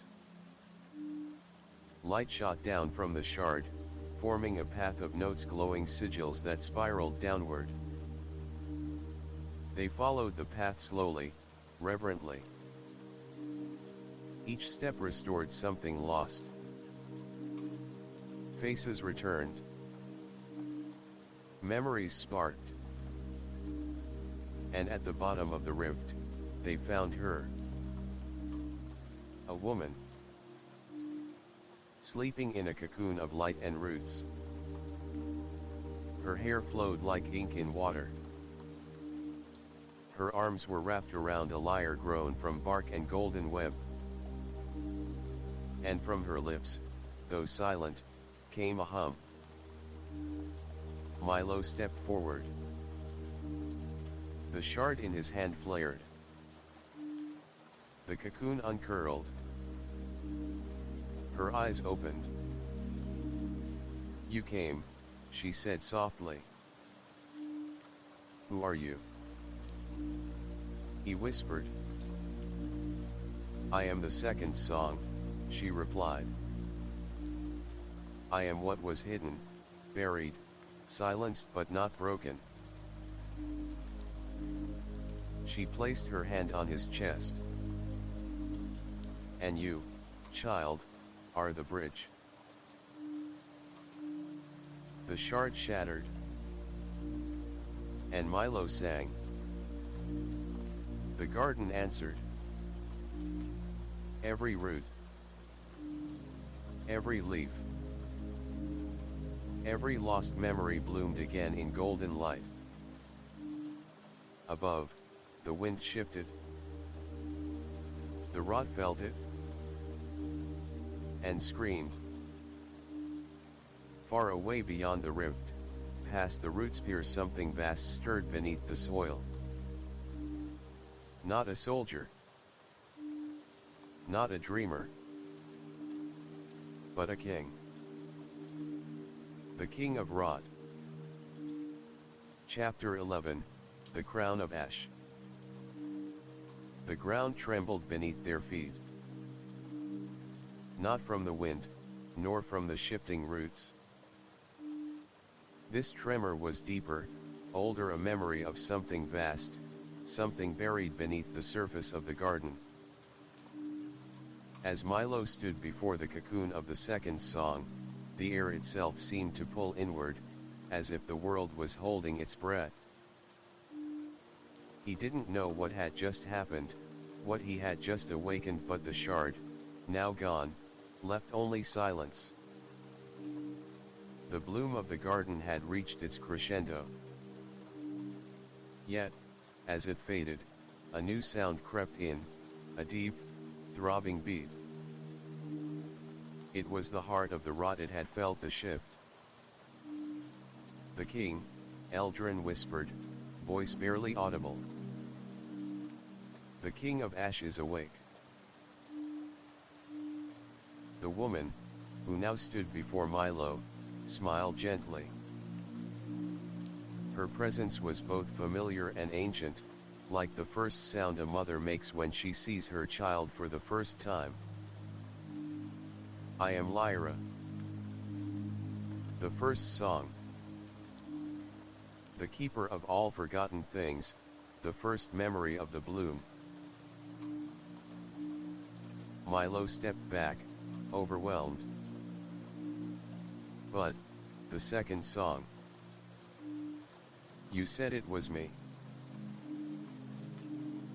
Lyra nodded. You are the bridge between what was lost and what will be. The King of Ash will rise, but with the Songkeeper, he cannot fully reclaim the garden. What do we do? Lyra asked. How do we stop him? Lyra's smile faded. You cannot stop him. He is not a being to be stopped. He is the wound of memory. The king is the forgotten crown of the garden. The forgotten stories. And if we kill him? Bram asked, trying to keep his voice steady. Then you kill the garden itself, Lyra said softly. For the rot is not his alone. He is its face, but it is everywhere. You must not defeat him, but instead, you must heal what he is destroying. The wind carried a strange noise, a whisper, followed by a thundering crash. The ground shook again. He is coming. They turned toward the edge of the rift, toward the horizon. Through the rippling mist, the massive, looming silhouette of a towering figure began to emerge. It wasn't a man, nor a beast, nor a tree. It was all of them, and none. It was a crowned shape, made of ash and smoke, with eyes that burned like twin suns. The king of Rot, with a form built from the very memory of decay, stood before them. He comes with the crown of ashes, Lyra whispered. The crown of what was lost. The king of Rot raised his hand. And the earth split. Roots writhed and groaned, tearing through the soil, spiraling outward. The vines that had once given life to the garden now twisted into dark, sharp shapes like claws reaching toward the sky. The sky above churned in a tempest of black clouds. The Songkeeper's light is fading, the king of Rot's voice rumbled. It was a sound like thunder, distorted and broken, as if it came from the deepest recesses of a forgotten world. I will reclaim what has been stolen. Milo's heart raced. He looked down at his hands. The shard was gone. But something within him remained. A light. A song that still pulsed softly beneath his chest, connecting him to the garden. He could feel the beat, slow and steady, like a heartbeat, but a heartbeat that was not his. We are the ones who were forgotten, the king of Rot continued. We are the ash beneath the flowers. The dust that forms the roots. And now, we will return.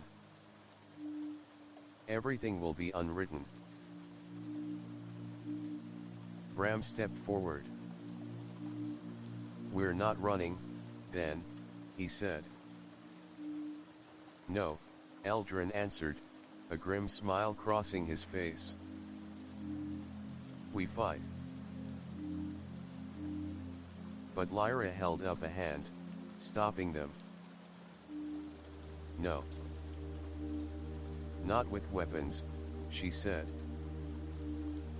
We fight with the song. The king of Rot's laughter filled the air. The song. The song will be silenced. No, Milo said, stepping forward. It won't. He closed his eyes, drawing in a deep breath. The light inside of him, the light he had carried ever since he had first stepped into the garden, began to swell. The song, once a whisper, began to vibrate louder, stronger, resonating through the very core of the garden. His voice wasn't his own. It was a song. Not one of words, but of memory. The memory of every flower ever bloomed. Every root ever grown. Every leaf ever turned to dust. The song of life. The king of Rot screamed, his form writhing, the ash crown faltering. The vines around him recoiled, as if the garden itself was rejecting him. No. The king bellowed. I will not be denied. He reached out, but as he did, the song intensified. The song of remembrance, the song that held the garden's truth, clashed with the sound of the rot. The ground split beneath them. The roots sang and shifted. Everything shook, as if the garden was awakening from a long, dark slumber. I will not fade, the king snarled. I am not your shadow, child. I am what you forget. I am the end of stories. And then, just as Milo's voice began to crack under the strain, the song shifted again. It was no longer just Milo's. It was the garden's voice. And it was the voice of all who had ever lived. The light from the shard's essence burst forth, bathing the king of rot in brilliant white. The song reached its crescendo. And in the light, the king of rot shrieked.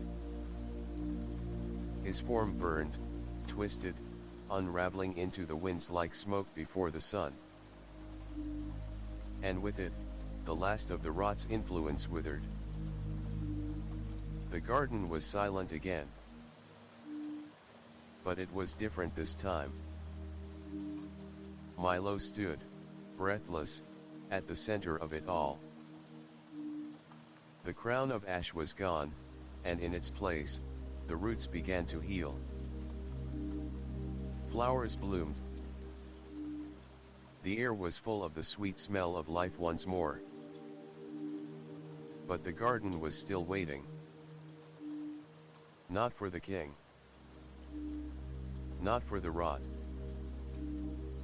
But for the story. It was still there inside the very earth. And the song. The song wasn't over. It was just beginning. Chapter 12, The Song of Renewal. The garden was alive.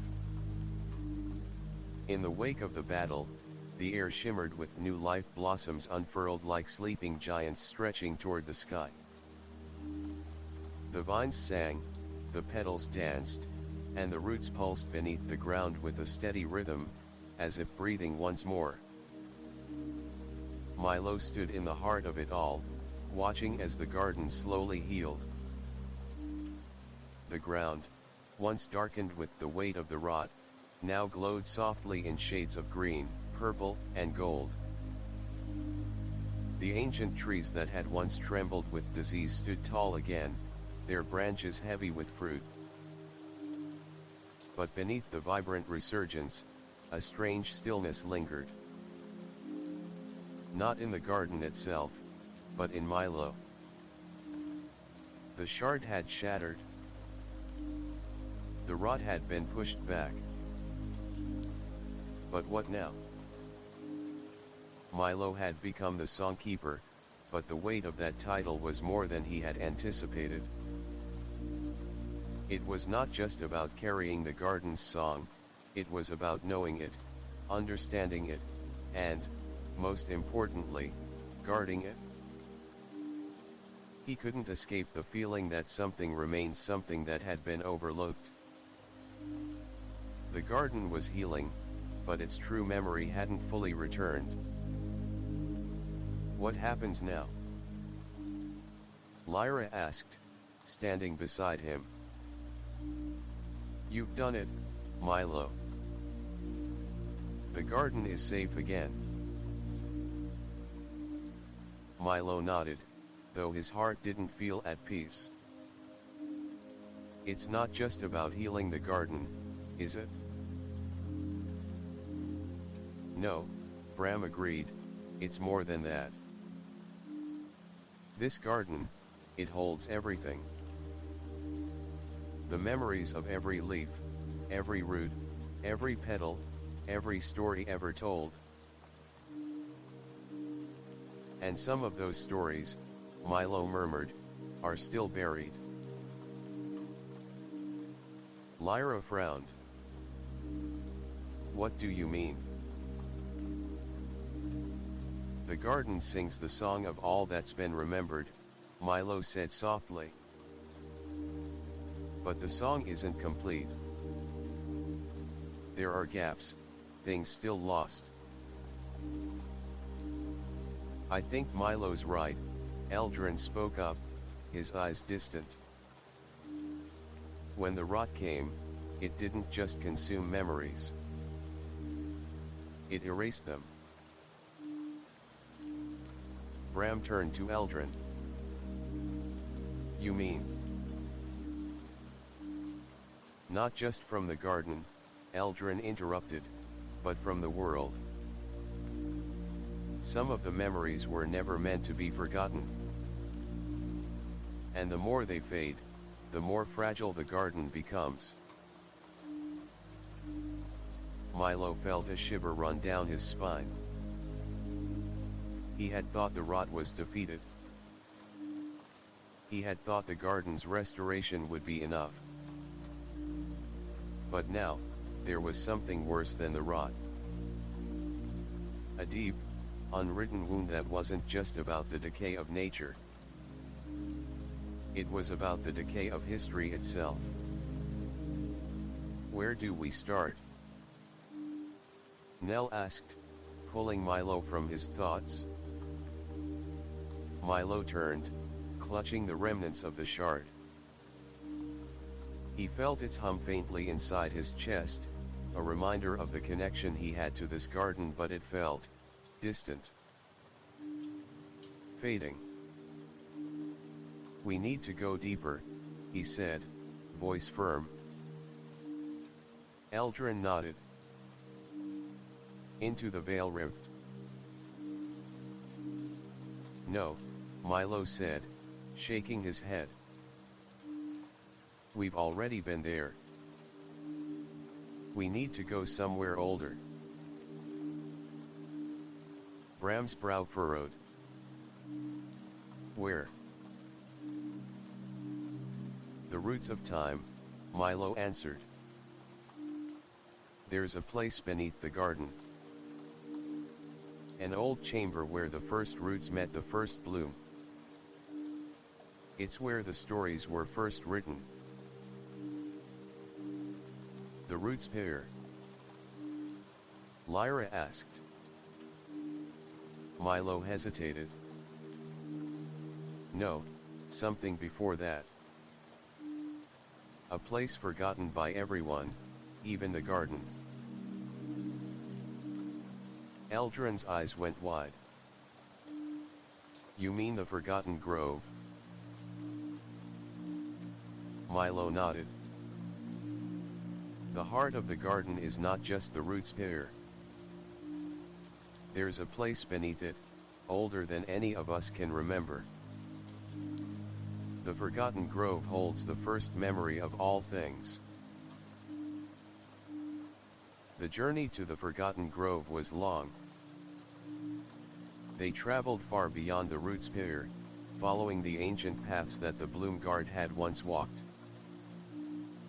The air grew thick with the scent of damp earth, the trees more ancient and twisted. As they moved deeper, the light from the sky above began to fade, replaced by the faint glow of bioluminescent moss and pulsing root veins. The further they went, the quieter the world became. The air was heavy, as if the garden itself was holding its breath. It's here, Milo said, stopping before an enormous, twisted tree with bark that shimmered like liquid silver. The roots curled around a giant stone archway, etched with runes older than any the Mirans had seen. This is it, Milo murmured. The entrance. The archway seemed to pulse in time with his heartbeat. I don't understand, Lyra said, looking around at the darkness beyond. Where's the garden? The garden isn't here anymore, Milo replied softly. This is where it began. This is where the first garden was planted. He stepped forward, the rest of the group following closely behind. As they passed under the arch, the air around them seemed to change. The roots began to vibrate, humming a low, mournful song. The ground beneath their feet felt alive, but not in the way they were accustomed to. It was almost as if the earth itself was whispering. Do you hear it? Nell asked, her voice barely above a whisper. I hear it, Milo said. The song, it's different here. The deeper they moved into the forgotten grove, the louder the song grew, and with it, the presence of something ancient. A memory. A feeling. Something long buried. And then they found it. At the heart of the grove was a well, deep and wide, filled with water so clear it seemed to reflect the stars themselves. But beneath the surface of the water, something shifted. A figure rose.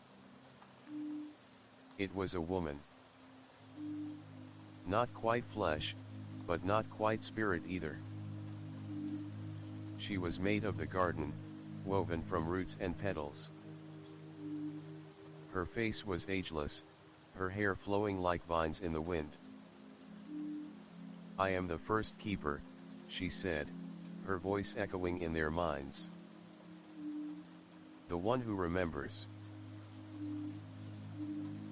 Milo stepped forward. "Who are you?"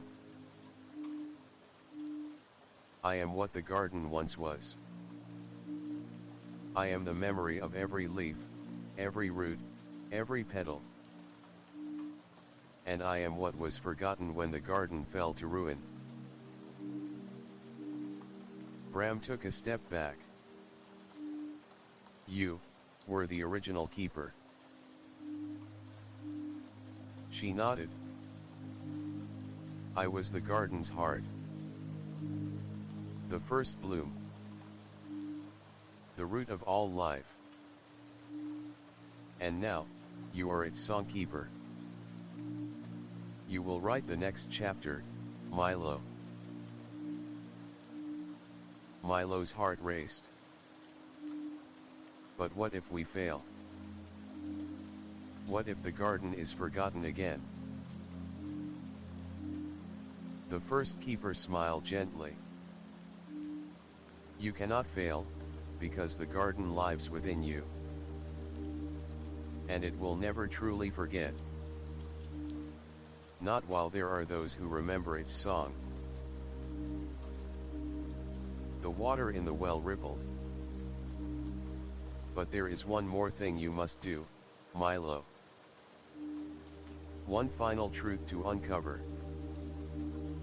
The garden's true beginning, and its true end." Milo's eyes widened. "What do you mean?"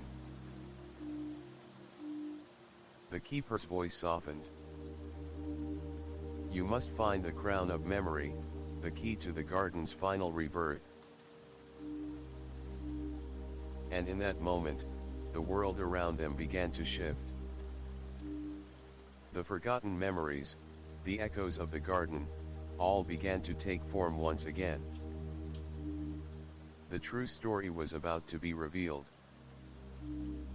Chapter 13, The Crown of Memory. The forgotten grove was no longer silent.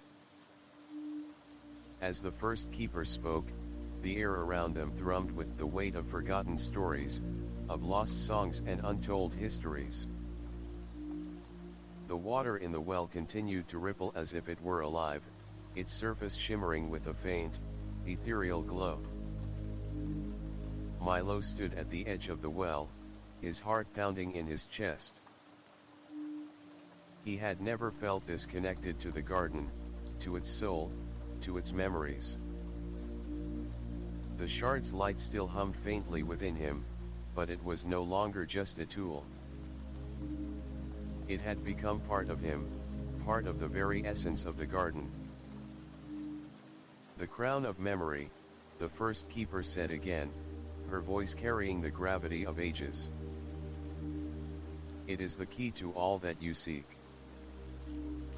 It is the last of the garden's memory, the final piece of its song. Without it, the garden will never truly heal." "What is the crown?" Milo asked, his voice barely more than a whisper. The keeper's face softened with a look of ancient sorrow. It is not a thing, but a truth. A truth that has been hidden beneath layers of time and rot. The crown is the story of the garden's birth, its first song. It is the foundation of all that you now protect. But why is it hidden? Lyra asked, stepping forward, her voice filled with concern. If the garden is so important, why would anyone hide its memory? Because memory is dangerous, the keeper replied. Memory binds us. It shapes us.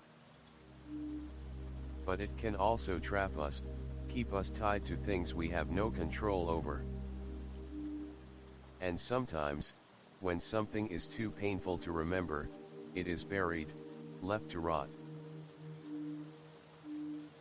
The air around them grew heavier, as if the weight of the garden's past was pressing down on them all. The crown was hidden to protect it, the keeper continued. But now, the time has come to bring it back. The rot was born from the desire to forget, to sever the ties that bind us. But in forgetting, we also lose our connection to what is truly important. You, Milo, are the key to remembering. You must reclaim the crown of memory. Milo's mind raced.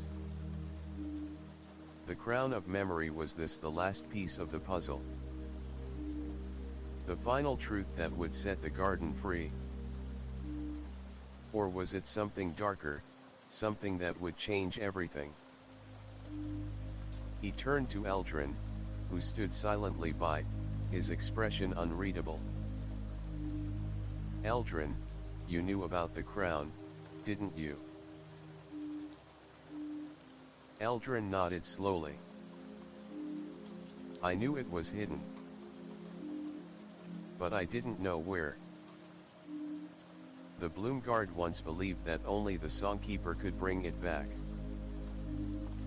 But after the rot began, the stories about it faded. And now, it's my turn to find it?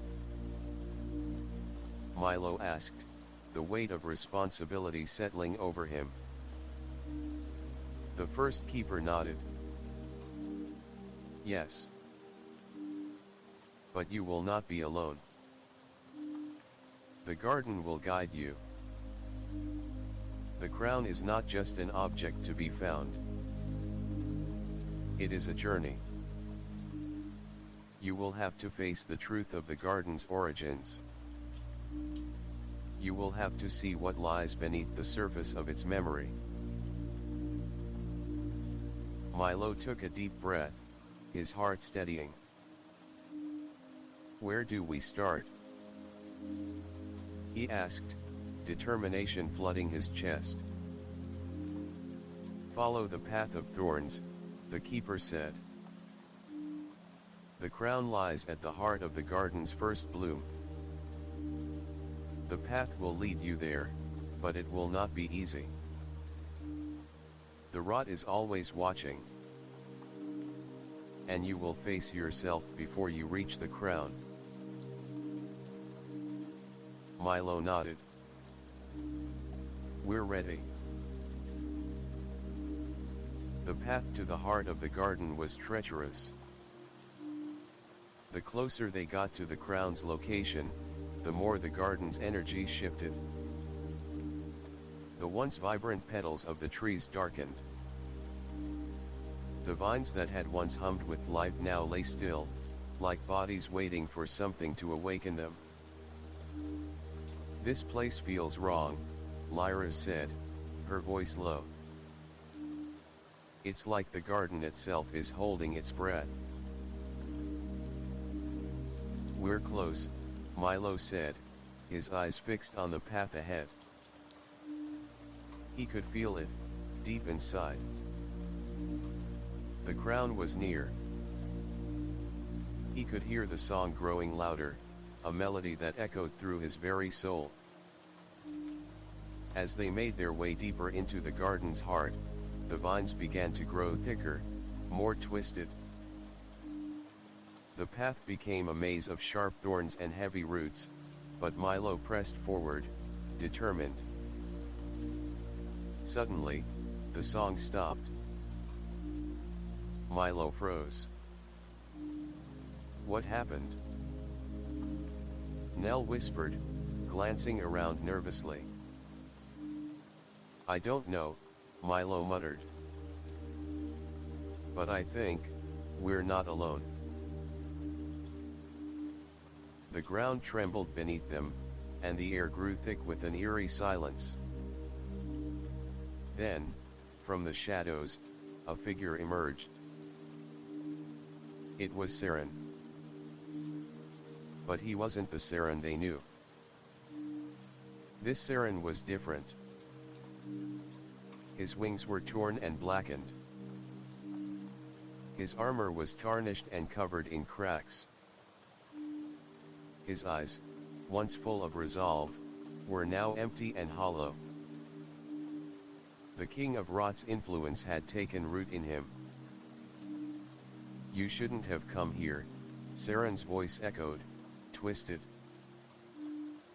The crown belongs to the garden, and to the Rot. It is the price of memory. The price of life. Milo stepped forward, heart pounding. What do you mean? Saren raised his hand, and the ground cracked open beneath them, revealing a dark chasm. From the depths, a shadow rose. The price of remembering is forgetting, Saren said. You will have to choose, Milo. The crown will either destroy the garden or save it. But in doing so, you will change everything. Milo felt the weight of his decision. He could feel the song inside him, but it was growing fainter. What do we do? Milo asked, his voice thick with emotion. Eldrin stepped forward, his sword drawn. We fight. Milo looked at the shattered Saren, the rot that consumed him. Then, he felt it. The song. It was his voice, but also the garden's. It was the cry of every leaf, every petal, every root. It was the heart of the garden, and it remembered. With a deep breath, Milo raised his hand. I choose the garden. The light from his hands grew brighter, as the memory of the garden's song surged. Saren recoiled, screaming, as the light pierced through him. And in that moment, the crown of memory bloomed. The garden roared with light. Chapter 14, The Memory's End.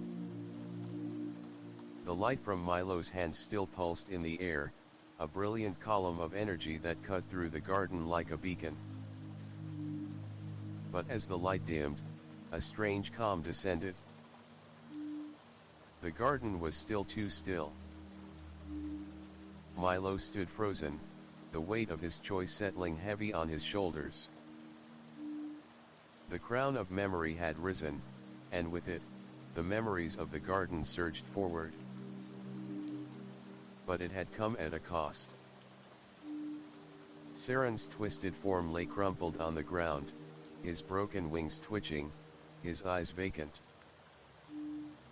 The light from Milo's hands had driven the rot from him, but not without sacrificing something vital. Milo's voice trembled. I didn't want it to be like this. I didn't want to hurt him. Eldrin stepped forward, placing a hand on Milo's shoulder. The rot took him long ago, Milo. The Saren you knew is gone. Milo's gaze dropped to the ground. The garden was healing, the vines slowly mending, but the air was heavy with grief. The song was strong, but there was something else beneath it. Something broken. I should have known, Milo whispered. The song wasn't enough. It wasn't just the rot we had to fight. It was remembering. Lyra stood beside him, her voice soft. It's more than that, Milo. The garden wants to be remembered. But there's a price. Milo turned to look at her. What price? I thought we were saving it. You are, Lyra said, her expression somber. But the garden isn't just life. It's memory. And sometimes, the memories are too painful to bear. Bram stepped forward, his voice steady. Milo, the crown of memory isn't just about restoring the garden. It's about remembering what the garden was before it became a place of rot. Milo looked at the shard that had once held so much power, now lying shattered at his feet. I didn't know what I was choosing. I just wanted to save it. We all did, Eldrin said, his voice filled with both pride and sorrow. But saving the garden isn't just about defeating the rot. It's about remembering what came before. The group stood in silence for a long moment, each lost in their own thoughts. Then, a low rumble echoed through the garden. The ground trembled beneath their feet. The crown of memory began to glow once more. Milo looked around. What's happening? This is the final part of the song, Eldrin said, stepping back. The garden is awakening, but not just the plants and trees. The memories are coming back. Everything. The truth of the garden's beginning. The vines around them began to move, shifting and twisting, forming patterns in the air. A vision appeared before them, a story unfolding. The first bloom.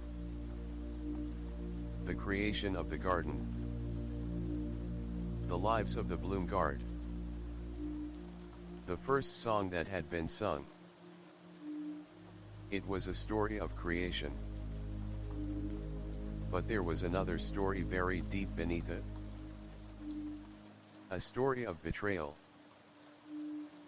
The vision shifted, showing the fall of the first Songkeeper. The corruption of the garden had not been natural. It had been introduced. The rot was not the result of natural decay.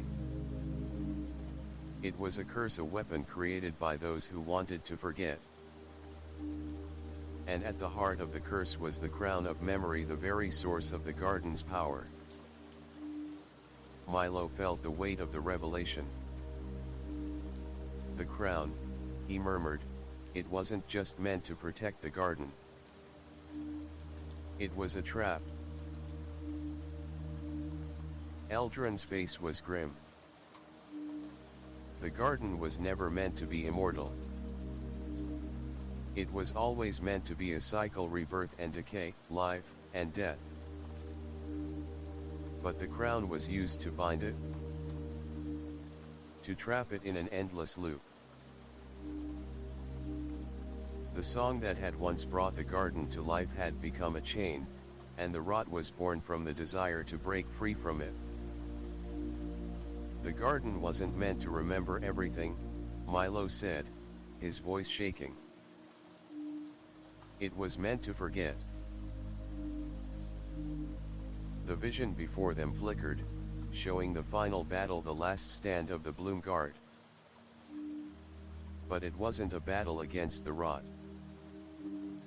It was a battle against the song itself. The song began to change. It twisted, becoming darker, more dissonant. The rot had not been defeated, it had merely evolved. The final piece of the story revealed itself. The true enemy was not the decay, but the desire to forget. And it was the crown of memory that held the power to unlock the garden's future. The garden could be saved, but at a cost. The garden had always been a cycle, a place of rebirth and decay. And now, it had to choose again. Milo felt the weight of the choice. The crown had given him the power to heal the garden, but it had also shown him the truth. The truth of what the garden really was, and what it could become. Do you understand now, Milo? Lyra's voice was soft. Milo nodded slowly, the gravity of the decision settling in his chest. I think so. Eldrin stepped forward, his expression solemn. Then we do what we must. Bram looked at Milo, his eyes filled with pride. You've done more than any of us could have imagined. Milo looked down at the ground, then back at the crown of memory. But is it enough? Can we really heal it? Lyra stepped forward, placing a hand on his shoulder. Sometimes, healing doesn't mean fixing everything. It means letting go of the past, so the future can grow. Milo took a deep breath, looking out over the garden. The crown of memory had given him the power to choose, but it also held the weight of all that had come before. And in that moment, he understood. The garden was not just about life or death. It was about remembering and choosing what to carry forward. Milo closed his eyes. The song began to play again, not as a memory, but as a beginning. Chapter 15, The Song of the Future. The garden was alive, but not in the way it had been before. It was a different kind of life, one that pulsed with the weight of all that had come before, and all that could yet be. The air was heavy with the scent of growth and renewal, but beneath it, a faint hum of the rot still lingered, like an echo of something that refused to fade. Milo stood in the center of the garden, his hands still trembling from the weight of the decision he had made. The crown of memory had given him the power to heal the garden, to mend the cracks in its soil, to pull the roots of decay from the earth. But it had also shown him the truth: the garden was never meant to be immortal. It was a cycle of life and death, rebirth and decay, forever shifting in an eternal dance. He had broken that cycle. Now, the garden had to choose again. Milo, Lyra said softly, walking up behind him. It's not over, is it? No, Milo replied, his voice thick. It's just beginning. He looked out over the garden, where the first signs of new growth were already sprouting from the earth. But even as new buds bloomed, the garden was still scarred. There were places where the rot had sunk its roots too deep, where the vines still twisted and writhed in the darkness. "We've healed it," Bram said, his voice filled with awe. "But we haven't fixed everything." Milo nodded. "Not yet. The garden song is only half remembered. We've saved it from the rot, but there's still so much more we have to do. We have to remember everything. The truth. The first song. The first bloom." Eldrin, standing at the edge of the garden, glanced toward Milo. "And how do we do that?" Milo looked down at his hands, the shard's light still glowing faintly within him. "We build it again. Not just the garden, but the memories. The ones we've forgotten. The ones that the rot tried to erase. By remembering," Lyra whispered, "we give the garden a future." They had seen the future in the garden's song. They had heard its story, felt its heartbeat. But that future was still uncertain. The garden could be reborn, but only if they were willing to face the cost of its renewal. "There's still one thing we haven't done," Milo said, his voice steady. "We have to face the root of the rot. The thing that started it all." "The first wound," Eldrin murmured. "The place where the rot began." Milo nodded. "We've fought the shadows, but we haven't faced what caused them. We've been avoiding it," Lyra said, her voice soft but filled with resolve. "But it's time to go back. It's time to face the heart of it." Milo turned to face them. "We don't know what we'll find. We don't know what the garden will look like when we're done. But I know one thing for sure." He paused, his voice filled with determination. "We'll do it together." The journey to the root of the rot took them to the deepest, most forgotten part of the garden. A place where the sun barely touched the ground. A place where the vines were thick with decay and the air hung heavy with the scent of rot. The very earth seemed to resist them as they moved forward, the roots beneath their feet pulling back like the jaws of a hidden beast. Milo felt the weight of the garden's history pressing down on him as they approached the heart of it all. "The roots," Nell said, her voice trembling. "They're alive." "They're not just alive," Eldrin said grimly. "They're remembering." At the center of this darkened grove stood a massive tree, its bark cracked and twisted, its roots sprawling deep into the earth. It was here that the rot had been born, and it was here that the garden's true story began. Milo stepped forward, his heart pounding in his chest. The crown of memory pulsed inside him. And then he understood. This wasn't just about healing the garden. It was about choosing its future. The garden wasn't just a place, it was a story. And stories could be rewritten. The tree at the center of the grove seemed to beckon him. The very air around it shimmered, as if the garden itself was holding its breath. He stepped closer, reaching out for the bark.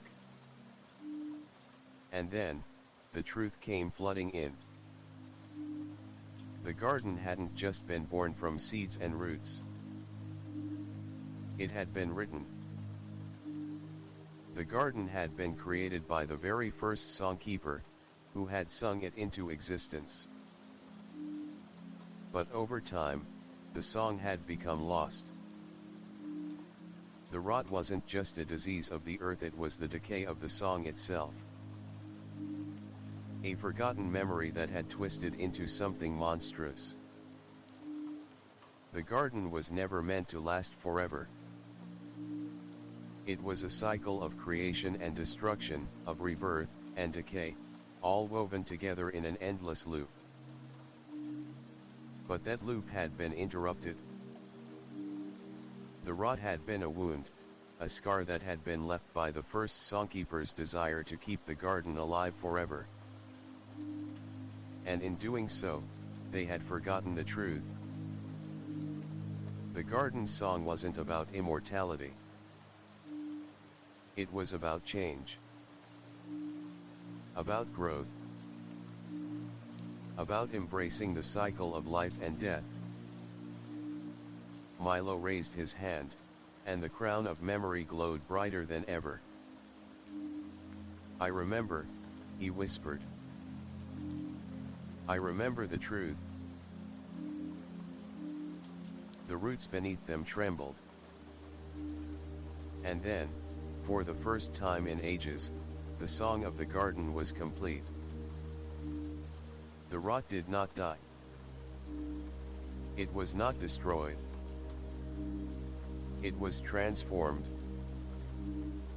The earth shook, and the roots began to move again, but this time, they moved with purpose, not to destroy, but to rebuild. The garden breathed. The song played again. And the future, like a seed, began to grow. Milo stood at the heart of it all, his hands outstretched, the crown of memory pulsing in his chest. This was not the end. It was a new beginning. Chapter 16, The Garden Reborn. The garden was changing.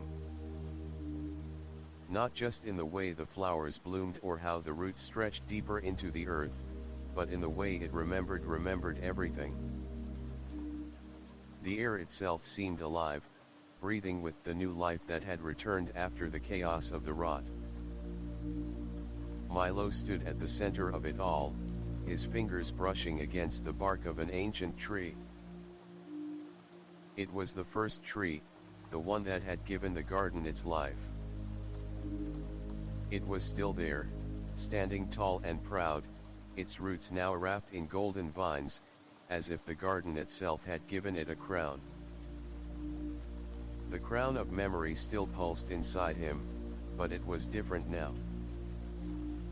It wasn't just the key to the garden's history anymore. It was the key to its future. He had healed the garden, yes. But what now? The garden had been reborn, but there was still so much to do. Lyra, Bram, Nell, and Eldrin were all scattered across the garden, helping with the rebuilding. The vines were being carefully tended, the flowers replanted, and the roots were being encouraged to grow deeper and stronger. Yet despite the beauty and life that surrounded them, there was an uneasy feeling in the air, like something was still missing. "Milo," Lyra's voice broke through his thoughts. She stood a few feet away, holding a small bundle of leaves in her hands. "We need to talk." Milo turned, wiping his hands on his tunic. "What's wrong?" She gestured to the new growth around them. "It's not that," she said softly. It's the memory of what was lost. The garden's changed, yes, but I can feel something. Something still missing. Something that the garden wants, but can't quite reach. Milo stared at the vibrant blooms that surrounded them. The garden had healed in ways he could never have imagined. And yet, Lyra's words hit him hard. There was a sense of unfinished business that hung in the air. I feel it too, he admitted. It's like there's a piece of the song still missing. The song that the crown of memory brought back. But the garden's heart isn't fully whole yet.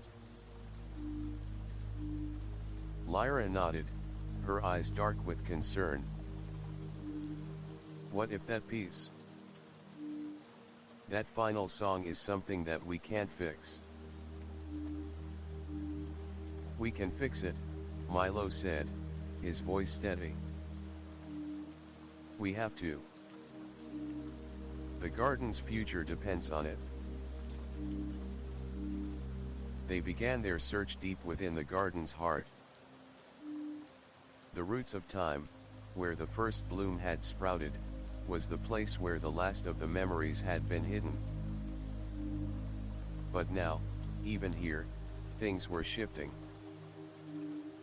The roots beneath their feet seemed to move in unnatural ways, pulling back whenever they touched them.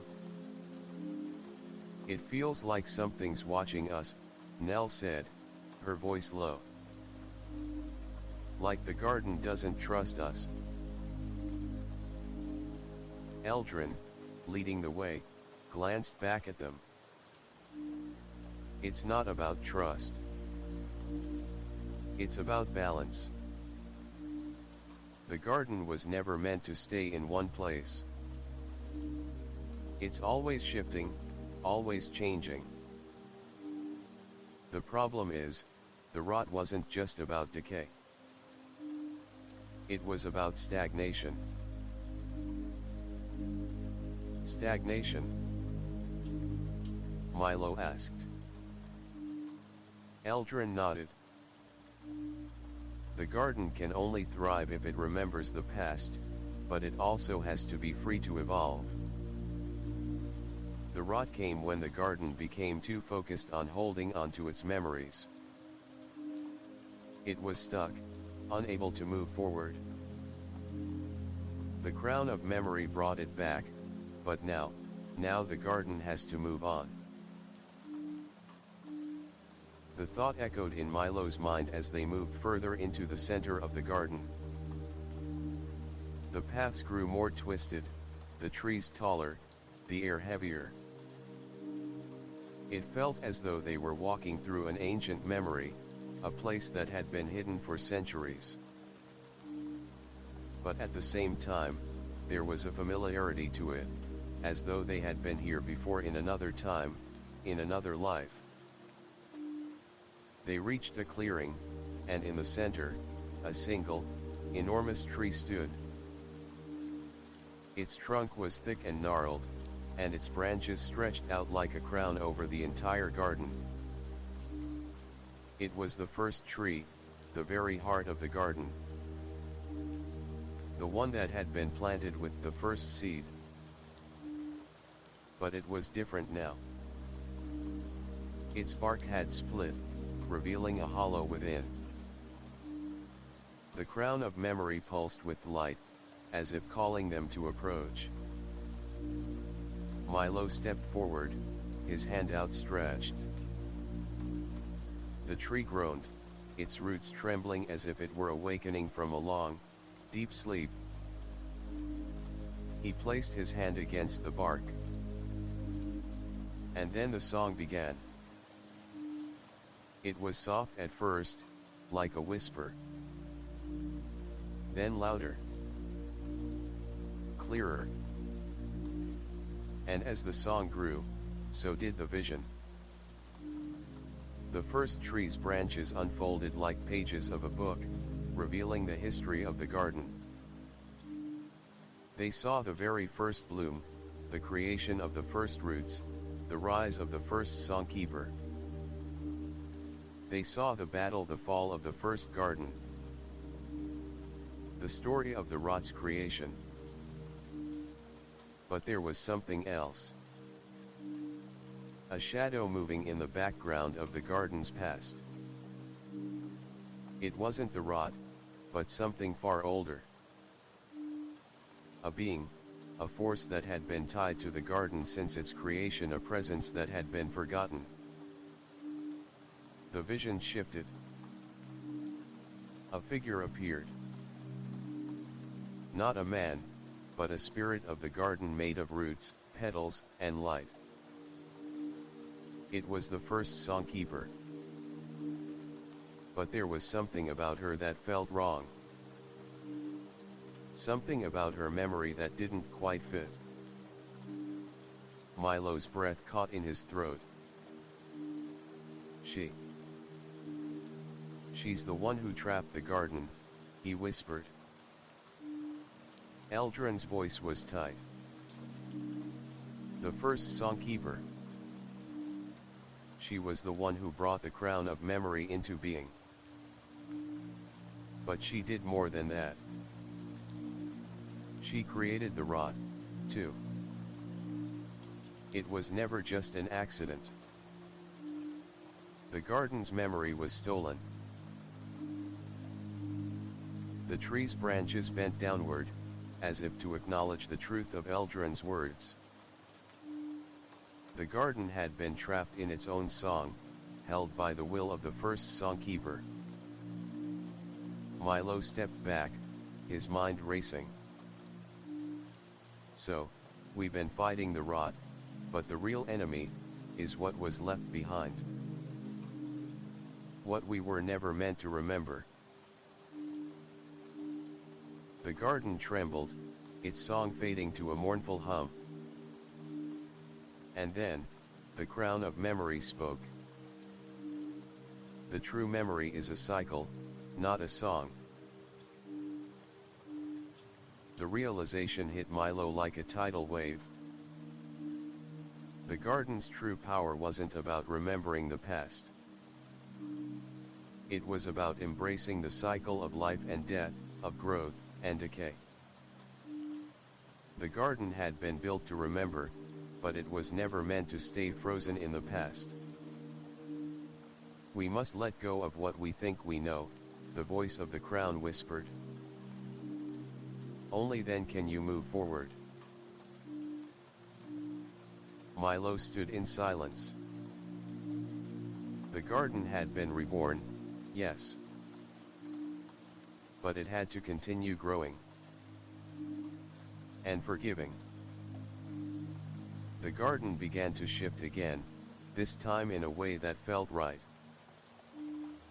The branches straightened, the roots pulled deep into the earth, and the flowers bloomed brighter than before.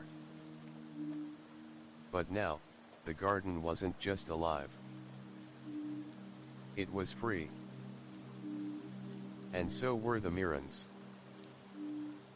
Chapter 17, The Garden's Promise. The garden had been reborn.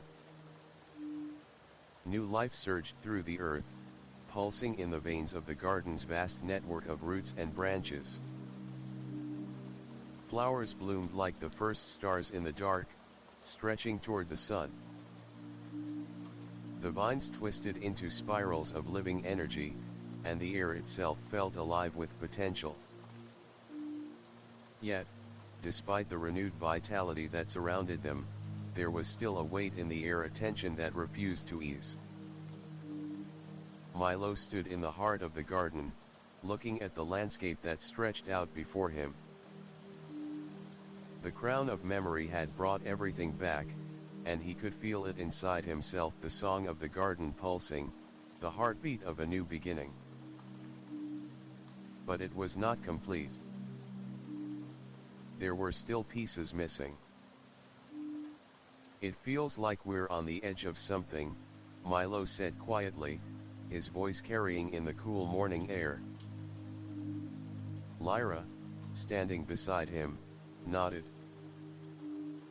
The garden is alive, yes. But, it's not done yet. I know, Milo replied, his eyes tracing the vines that stretched up toward the sky. It's like there's still something we haven't seen, something deeper in the roots. Eldrin, who had been standing a little further off, turned to them. The garden has a promise. It always has. What do you mean? Bram asked, stepping closer. Eldrin's expression was serious. It's not just about healing. The garden was built on a promise of balance between life and death, creation and destruction. That promise was broken when the rot began. But it's not enough to restore the garden. We have to make sure that promise is kept. Milo frowned. How do we do that? The garden is not just a place. It is a cycle, Eldrin continued. And like all cycles, it must evolve. We've healed it, yes. But there is something still in the garden that has not been fully addressed. Milo's pulse quickened. What is it? What are we missing? Eldrin hesitated. I don't know. But I think we're about to find out. The journey that lay ahead wasn't going to be easy. The garden had been reborn, but as Eldrin said, it still had a promise to fulfill. A promise of balance. And to fulfill that promise, Milo and his family would have to venture deeper than they had ever gone before into the very heart of the garden, where the first roots of the promise were buried. They set off early the next morning, following the winding paths that led them further into the deepest reaches of the garden. As they moved through the dense growth, the landscape changed. The vines grew taller, their leaves thick and dark. The air grew heavy with the scent of old wood and earth. The plants were alive, but not in the same way they had been. They felt older here, wiser yet somehow uneasy. There's something wrong, Nell said, her voice tight with apprehension. Stay close, Lyra cautioned. This part of the garden is older than we've seen. We're not just walking into nature, we're walking into a memory. They reached a clearing where the roots spread out like ancient veins across the ground. At the center of the clearing stood an enormous tree. Its bark was blackened and charred, its branches twisted and contorted in unnatural angles. Milo felt an unease settle in his chest as he gazed up at the tree. It didn't feel like part of the garden's rebirth. It felt like something different, something that didn't belong. This is it, Eldrin said, his voice low. This is the root of the promise. Milo stepped forward, his hand brushing against the bark of the tree. The moment he touched it, the ground trembled beneath him. Suddenly, the garden around them seemed to shift. The trees, the vines, the flowers, everything began to tremble as if responding to the touch of the tree. The air grew thick, and from the earth, a voice began to rise. I am the garden's first seed. The first promise. The voice was deep, ancient, resonating through the ground and into their bones. Milo stepped back. What is this? The voice continued. I was the first root, the first branch. The garden was born from me, but it was never meant to remain stagnant. It was meant to grow, evolve, and change. The promise that was made was one of evolution, not preservation. But the garden has been held back. The cycle has been broken. What happened? Milo asked, his voice trembling. Why was the promise broken? The promise was broken when the crown of memory was used to trap the garden in an endless loop, the voice explained. It sought to preserve, but in doing so, it locked the garden in the past. It stopped the garden from evolving. The rot came as a result of this stagnation. Eldrin stepped forward, his voice steady. So the rot was never just a disease. It was the garden's attempt to move forward. To break free from the cycle. Yes, the voice said. But in breaking free, the balance was lost. And now the garden faces a choice. A choice that you, Milo, must make. Milo felt the weight of the garden's voice pressing on him. What choice? You must decide, the voice intoned. Will you restore the garden to its original form, locking it in memory forever? Or will you allow it to evolve, to change, and to face the unknown? The garden's future depends on your choice. Milo felt a cold chill run down his spine. I don't know if I can make that choice.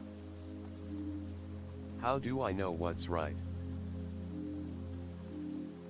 The voice softened. You will know, Milo. When the time comes. The garden's promise is both a burden and a gift. And you are the one who must carry it forward. The ground trembled again, and the tree began to shudder. The vines around them twisted, pulling away from the roots, as if in response to something Milo had done, something he had chosen. Eldrin turned to him. We've done what we can, Milo. But now, the garden is yours. The future is yours to shape. Milo nodded slowly, feeling the weight of his decision. The crown of memory had given him the power to heal the garden, but now, he realized it was only the beginning. The true test wasn't in restoring what was lost, but in choosing what would come next. The song of the garden had been completed, but now the future was in his hands. Chapter 18, The Garden's New Song. The garden was full of life, but beneath its vibrant surface, tension hummed like an unseen current. Milo stood at the center of the newly reborn garden, feeling the weight of the decision he had made. The crown of memory had shown him the truth. The garden was no longer trapped in a cycle of decay. It had been set free, allowed to grow and evolve as it should have from the start. But the cost of this freedom was becoming clear. The garden had changed, and so had its people. Some welcomed the change, while others feared it. Are you sure about this? Lyra asked, her voice carrying the weight of concern as she approached Milo. He glanced over at her, his heart heavy with the knowledge that their journey was far from over. "We don't have a choice. The garden's new song is starting, and we have to make sure it's a song of life, not just memory." Lyra stood beside him, gazing at the unfolding growth around them. "But you know there will be those who won't accept this. Some will want the garden to remain the way it was." Bram, who had been silently observing from a distance, stepped forward. "They won't be the only ones." Milo turned toward him. "What do you mean?" "I mean," Bram said, pointing toward the horizon, "we're not the only ones who can hear the garden's song." Milo followed his gaze, eyes narrowing as he saw movement along the edge of the garden. Figures were gathering at the borders, emerging from the shadows of the ancient trees.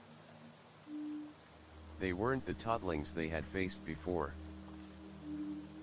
These were new figures. Dark, but not corrupted by the rot. They seemed to be made of the same material as the garden itself, but twisted, as though the very song of life had been distorted within them. "Who are they?"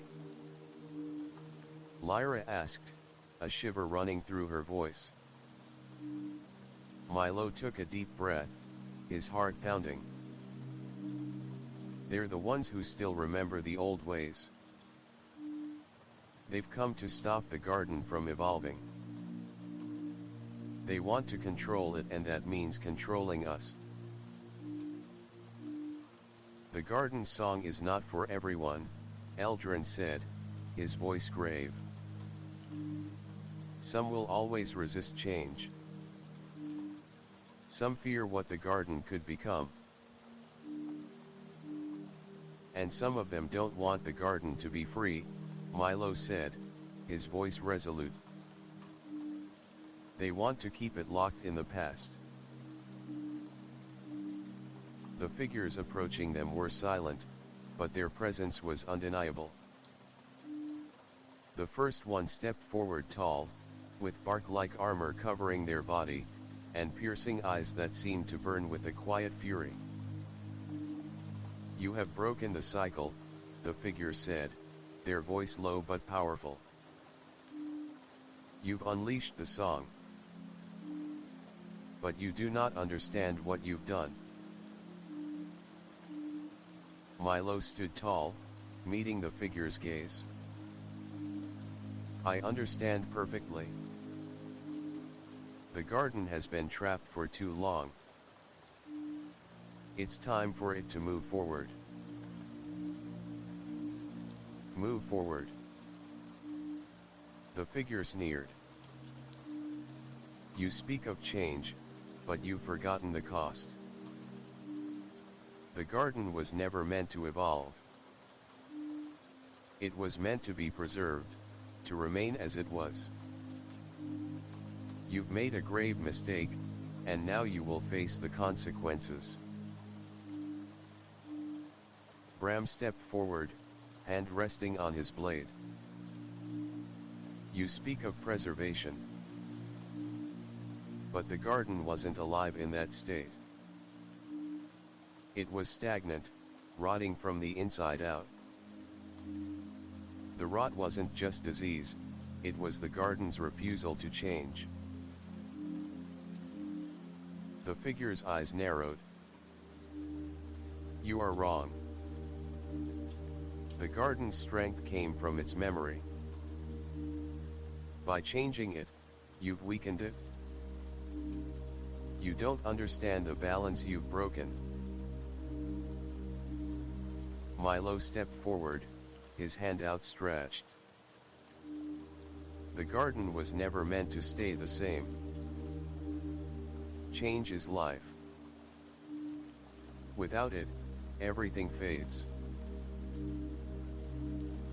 The figure hesitated for a moment, their eyes flicking toward the others who had gathered behind them, others who seemed similar, but with an unsettling emptiness in their eyes. "You are the Songkeeper," the figure said, their tone softer now, almost as if calculating. "Then you should know the price of what you've done. The garden is a cycle, and cycles have consequences." Milo's chest tightened. "What do you want from us?" The figure nodded toward the others. "Join us. Bring the garden back to what it was meant to be. Stop this evolution before it's too late." Milo clenched his fists. "I can't. The garden has to move forward. I've chosen this path and I won't turn back." The figure's eyes darkened, and they raised their hand in the air, signaling the others. "Then you will learn what happens when you break the balance."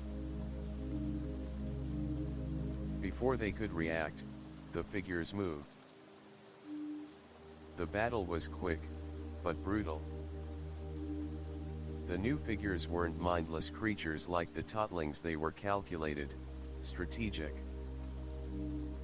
They didn't attack with pure violence, they attacked with memories, with song, trying to disrupt the very essence of the garden. Milo could feel it, their voices twisted the air around him, the garden's song warping into chaos. But he didn't flinch. Instead, he raised his hand, summoning the crown of memory. The shard inside him began to glow brighter than it ever had before. "You're wrong," Milo said. "The garden chooses its path, not you, not anyone else." The ground around them began to pulse with a new energy. The roots of the garden surged to life, blocking the figure's attacks, twisting in defense. The flowers bloomed, their petals opening to reveal blinding light that filled the air. The figures recoiled, their dark forms burning in the garden's light. Milo stepped forward, his voice steady and strong. "You can't stop the garden. You can't stop change." The figures hesitated, and in that moment, the garden's song reached its climax. The figures retreated, their bodies shifting into the shadows, the echoes of their voices fading into the distance. As the battle ended, the garden seemed to settle, but the tension remained. Milo breathed heavily, his chest tight with the realization of what he had done. "We've won," Lyra said, her voice soft. "But it's not over yet, is it?" Milo nodded. "No. The garden is just beginning to find its true voice. And so are we." As they stood at the center of the garden, the song continued to play. The future had been chosen. But the story of the garden was still unfolding. Chapter 19, The Song of Rebirth. The garden was alive. But it wasn't just the vines, the roots, or the flowers that hummed with life.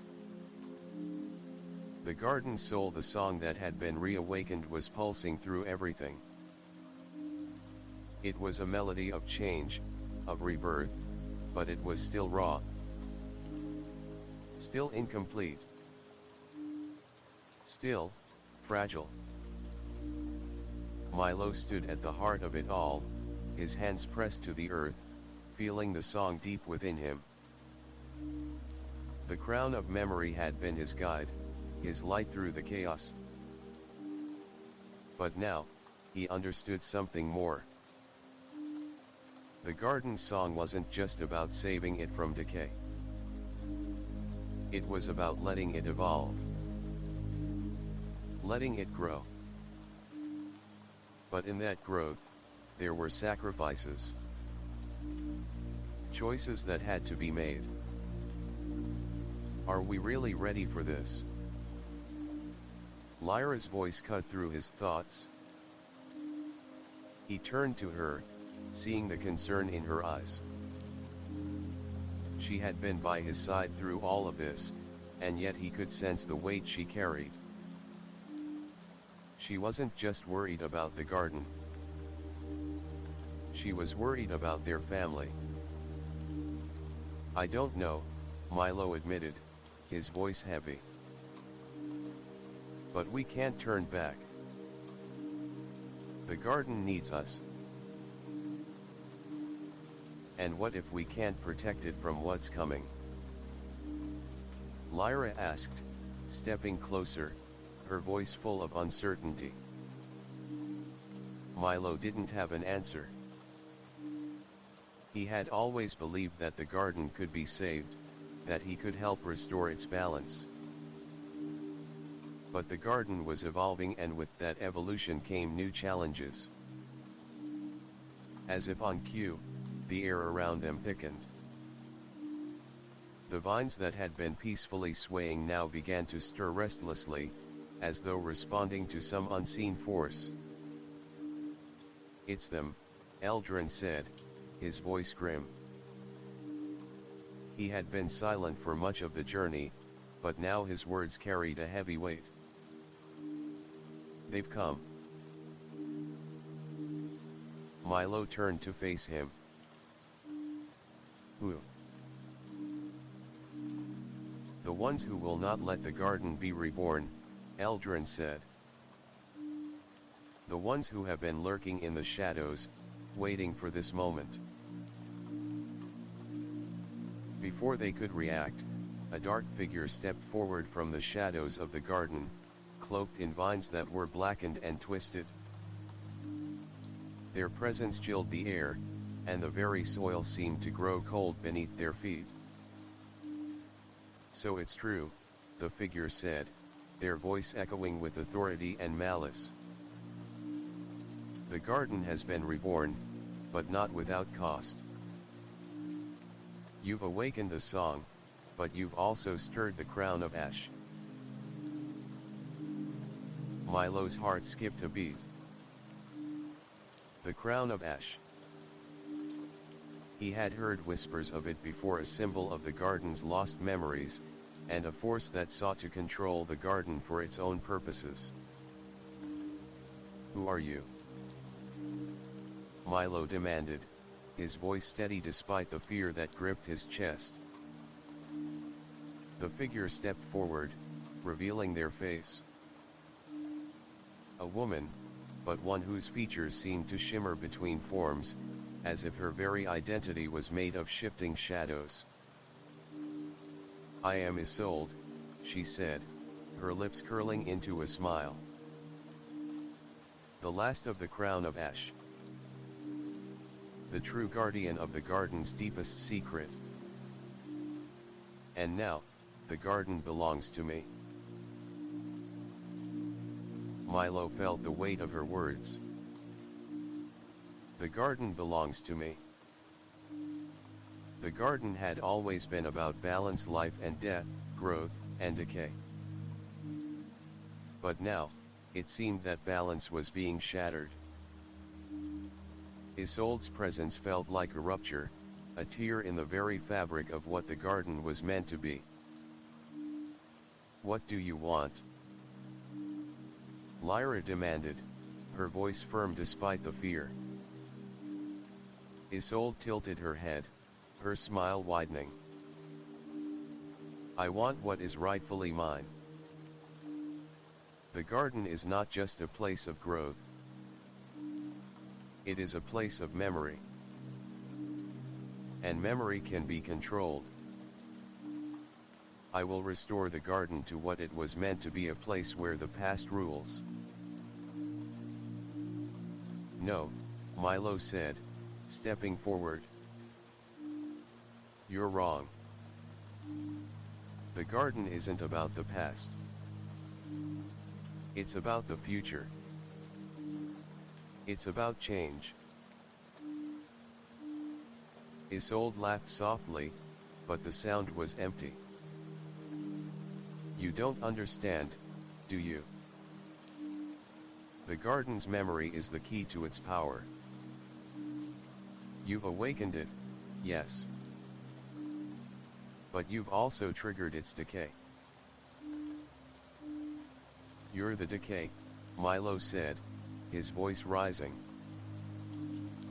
You're the one trying to trap the garden in the past. Isolde's eyes narrowed. Then you will learn what happens when the past refuses to be forgotten. She raised her hand, and the ground beneath them shuddered. The garden began to wilt, the vibrant flowers dimming, the vines tightening around the soil like constricting chains. The very air seemed to thicken with an unnatural darkness. You cannot stop the crown of ash, Isolde said, her voice now carrying the weight of command. This garden was built to remember. And now, it will remember only what I allow. The garden screamed. A high-pitched sound echoed through the air, and the once beautiful landscape began to twist and distort. The flowers bent toward Isolde, their petals darkening and curling. The trees groaned, their roots ripping free from the earth as if in agony. We have to stop this, Lyra shouted, but her voice was drowned out by the growing chaos around them. Milo clenched his fists, the crown of memory glowing in his chest. He could feel the garden's heartbeat, but it was slowing. Dying. He had to act. I won't let you destroy this place, Milo shouted. I won't let you control the song. With all his strength, Milo raised his hand, the light from the crown of memory flaring. The power surged through him, but Isolde was stronger. The past cannot be undone, she said, her voice cutting through the air like a blade. And the future you seek will never be. The garden will return to what it was meant to be under my rule.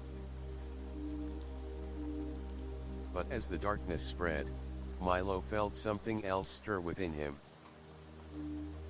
The song, the true song of the garden. Not one of memory, but one of renewal. He had to choose. Milo clenched his teeth, his heart pounding. I choose the future. He released the light from the crown of memory, the song flooding through his body and out into the garden. I choose change, Milo shouted, his voice rising above the chaos. I choose life. The light from the crown of memory exploded outward. The garden roared. The ground shook, the air snapped with energy, and the garden seemed to breathe again, alive with its own song. Isolde shrieked, but her form withered beneath the force of the garden's rebirth. The roots began to tear away the darkness, reclaiming the garden from the crown of ash. Milo felt the light inside him expand, pushing the darkness back, filling the garden with the sound of new life. The garden wasn't about remembering the past. It was about embracing the future. And the future, like the garden, was alive. Chapter 20, The Song of Unity. The garden had been reborn. Its roots were deep, its flowers bloomed brighter than ever before, and its heart, the very soul of the garden, had been set free. But even as the garden began to heal, Milo couldn't shake the feeling that something wasn't quite right. The air felt too still, the song too perfect. It was as if the garden itself was holding its breath, waiting for something to happen. "Something's coming," Milo murmured, standing in the middle of the newly restored garden. Lyra stepped beside him, looking out at the horizon. "I can feel it too." Bram approached, his eyes scanning the landscape. "It's not over yet, is it?" "No," Milo replied, his voice steady but filled with an underlying fear. "We've done what we can, but there's still more to face." He turned to look at Eldrin, who had been silent for some time. The weight of their previous battles still lingered in his eyes, but now there was something more, a sense of unease that couldn't be ignored. "What's the matter, Eldrin?" Milo asked. Eldrin's gaze was distant, his voice low. "The garden may be free, but there are forces beyond our control. Forces that we haven't yet understood. You faced the rot, but the rot was never the true enemy. It was a reflection of something deeper. Something older." Milo frowned. "What do you mean?" "I thought we dealt with the rot. I thought the garden was saved." "The garden is not just a place. It's a living memory," Eldrin said, his voice growing more serious. "And memories can be twisted. Remember, the garden was created not just to live, but to remember. But if you lose the ability to choose what to remember, then the future can be rewritten, or worse, erased. And there are those who want to do just that. Erase the future." Lyra echoed. "Who would want to do that?" Eldrin turned to face them, his eyes darkened with concern. "There are ancient forces out there, forces that seek to control the memory of the garden. They will stop at nothing to rewrite history, to turn the garden song into a weapon, to claim it as their own." Milo's heart raced as the weight of Eldrin's words hit him. "So there's more than just the rot. There's another enemy." "Yes," Eldrin replied, his voice grim. "And they're closer than you think." The ground beneath them trembled again, but this time it wasn't the garden's heartbeat. It was something foreign. Milo's breath caught in his throat as a shadow moved across the garden, like a storm cloud passing over the sun. It was too fast, too dark, like something was creeping out of the past. "What is that?" Nell asked, stepping forward, her voice filled with alarm. Before Milo could respond, the sky above them rippled, and a voice rang out deep, echoing, and cold. "The garden is not yours to control."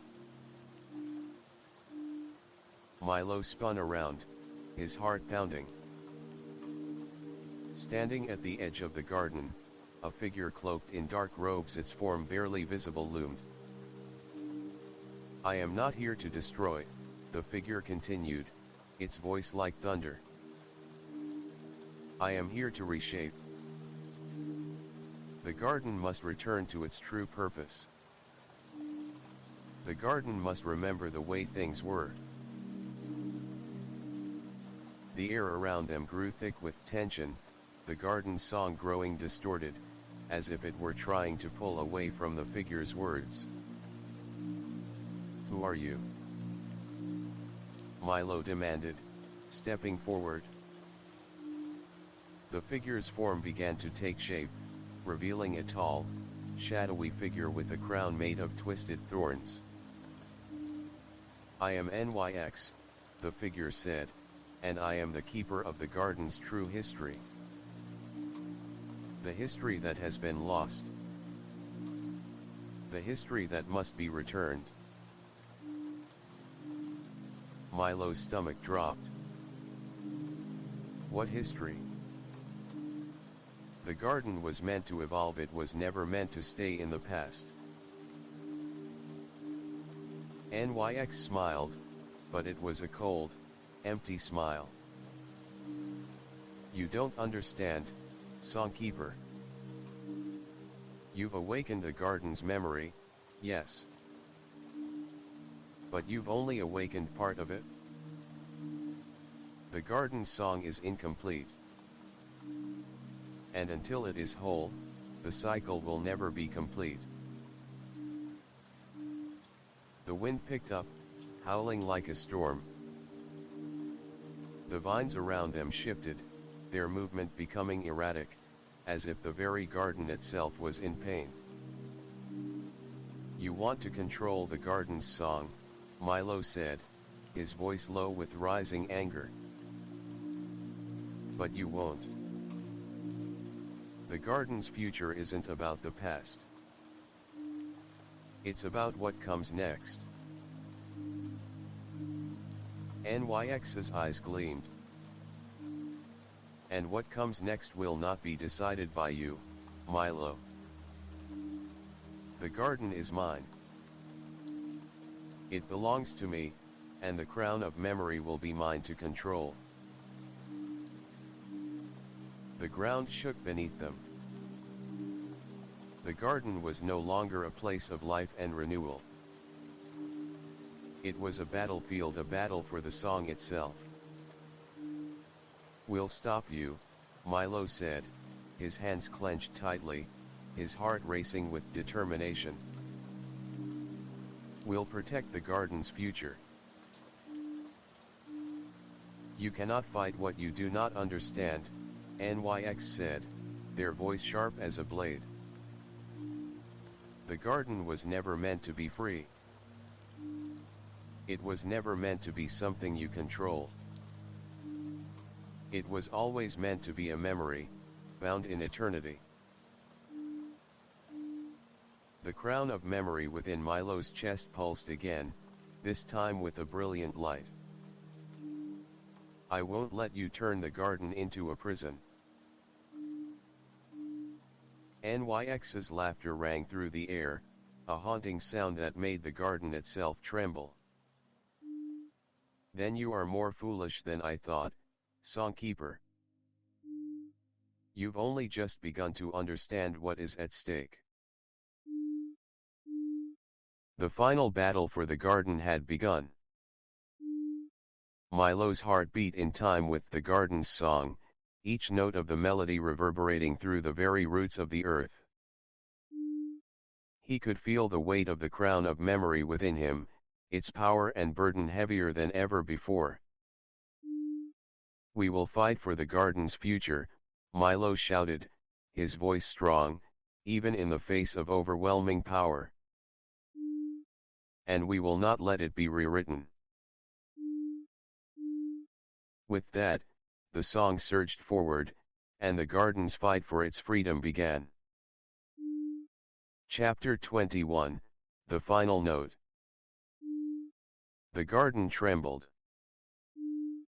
Milo stood at the heart of it all, his hands outstretched, as the crown of memory pulsed inside his chest. The earth around him felt alive with the song, the heartbeat of the garden. It was a sound like no other, a melody that connected him to everything. to the roots, to the flowers, to the memory of every leaf that had ever existed. But there was still darkness in the air. The figure before him, NYX, had caused the garden's rhythm to falter. The song that had been rekindled was now being drowned by NYX's desire to rewrite the past.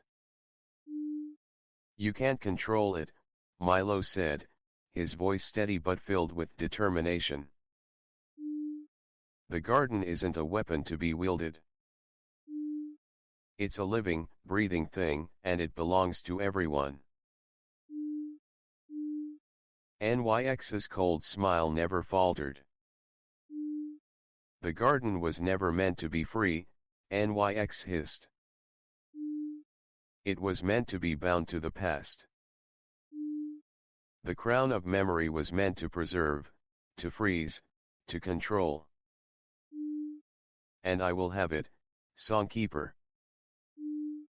The garden will obey my command." The ground beneath them cracked, the vines writhing like serpents as NYX raised their hand. Dark, twisted roots of the rot began to creep forward, covering the garden in a cold, suffocating shadow. Milo's heart pounded. The song inside him began to waver, but he wouldn't let it die. Not like this. He could feel the garden's pain, the struggle between past and future. "I am the bridge between the past and the future," Milo said, his voice rising. "And I will not let you destroy the garden's future." The garden responded to his words. A burst of light erupted from within him, flooding the space with warmth. The crown of memory flared brightly, its light cutting through the rot and the darkness surrounding them. NYX's form flickered as the light surged forward, their shadowy presence beginning to dissolve under the garden's renewed song. "No!" NYX screamed, their body beginning to unravel, the rot seeping away like ash in the wind. Milo stepped forward, his feet planted firmly on the ground. The song of the garden filled him completely, its power flooding his veins. He felt the pulse of every root, every flower, every memory that had ever lived. And then, with a single breath, he sang. Not with his voice, but with his heart.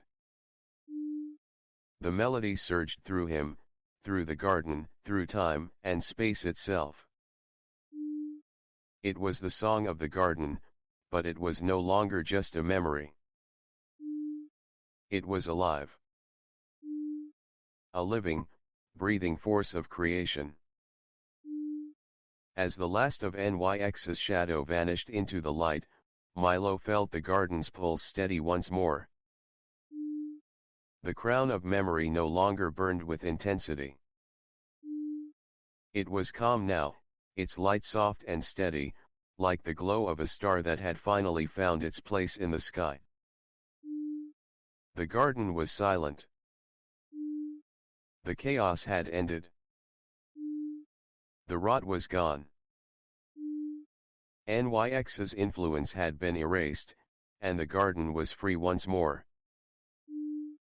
The air was crisp, the trees swayed gently in the breeze, and the flowers bloomed in harmony.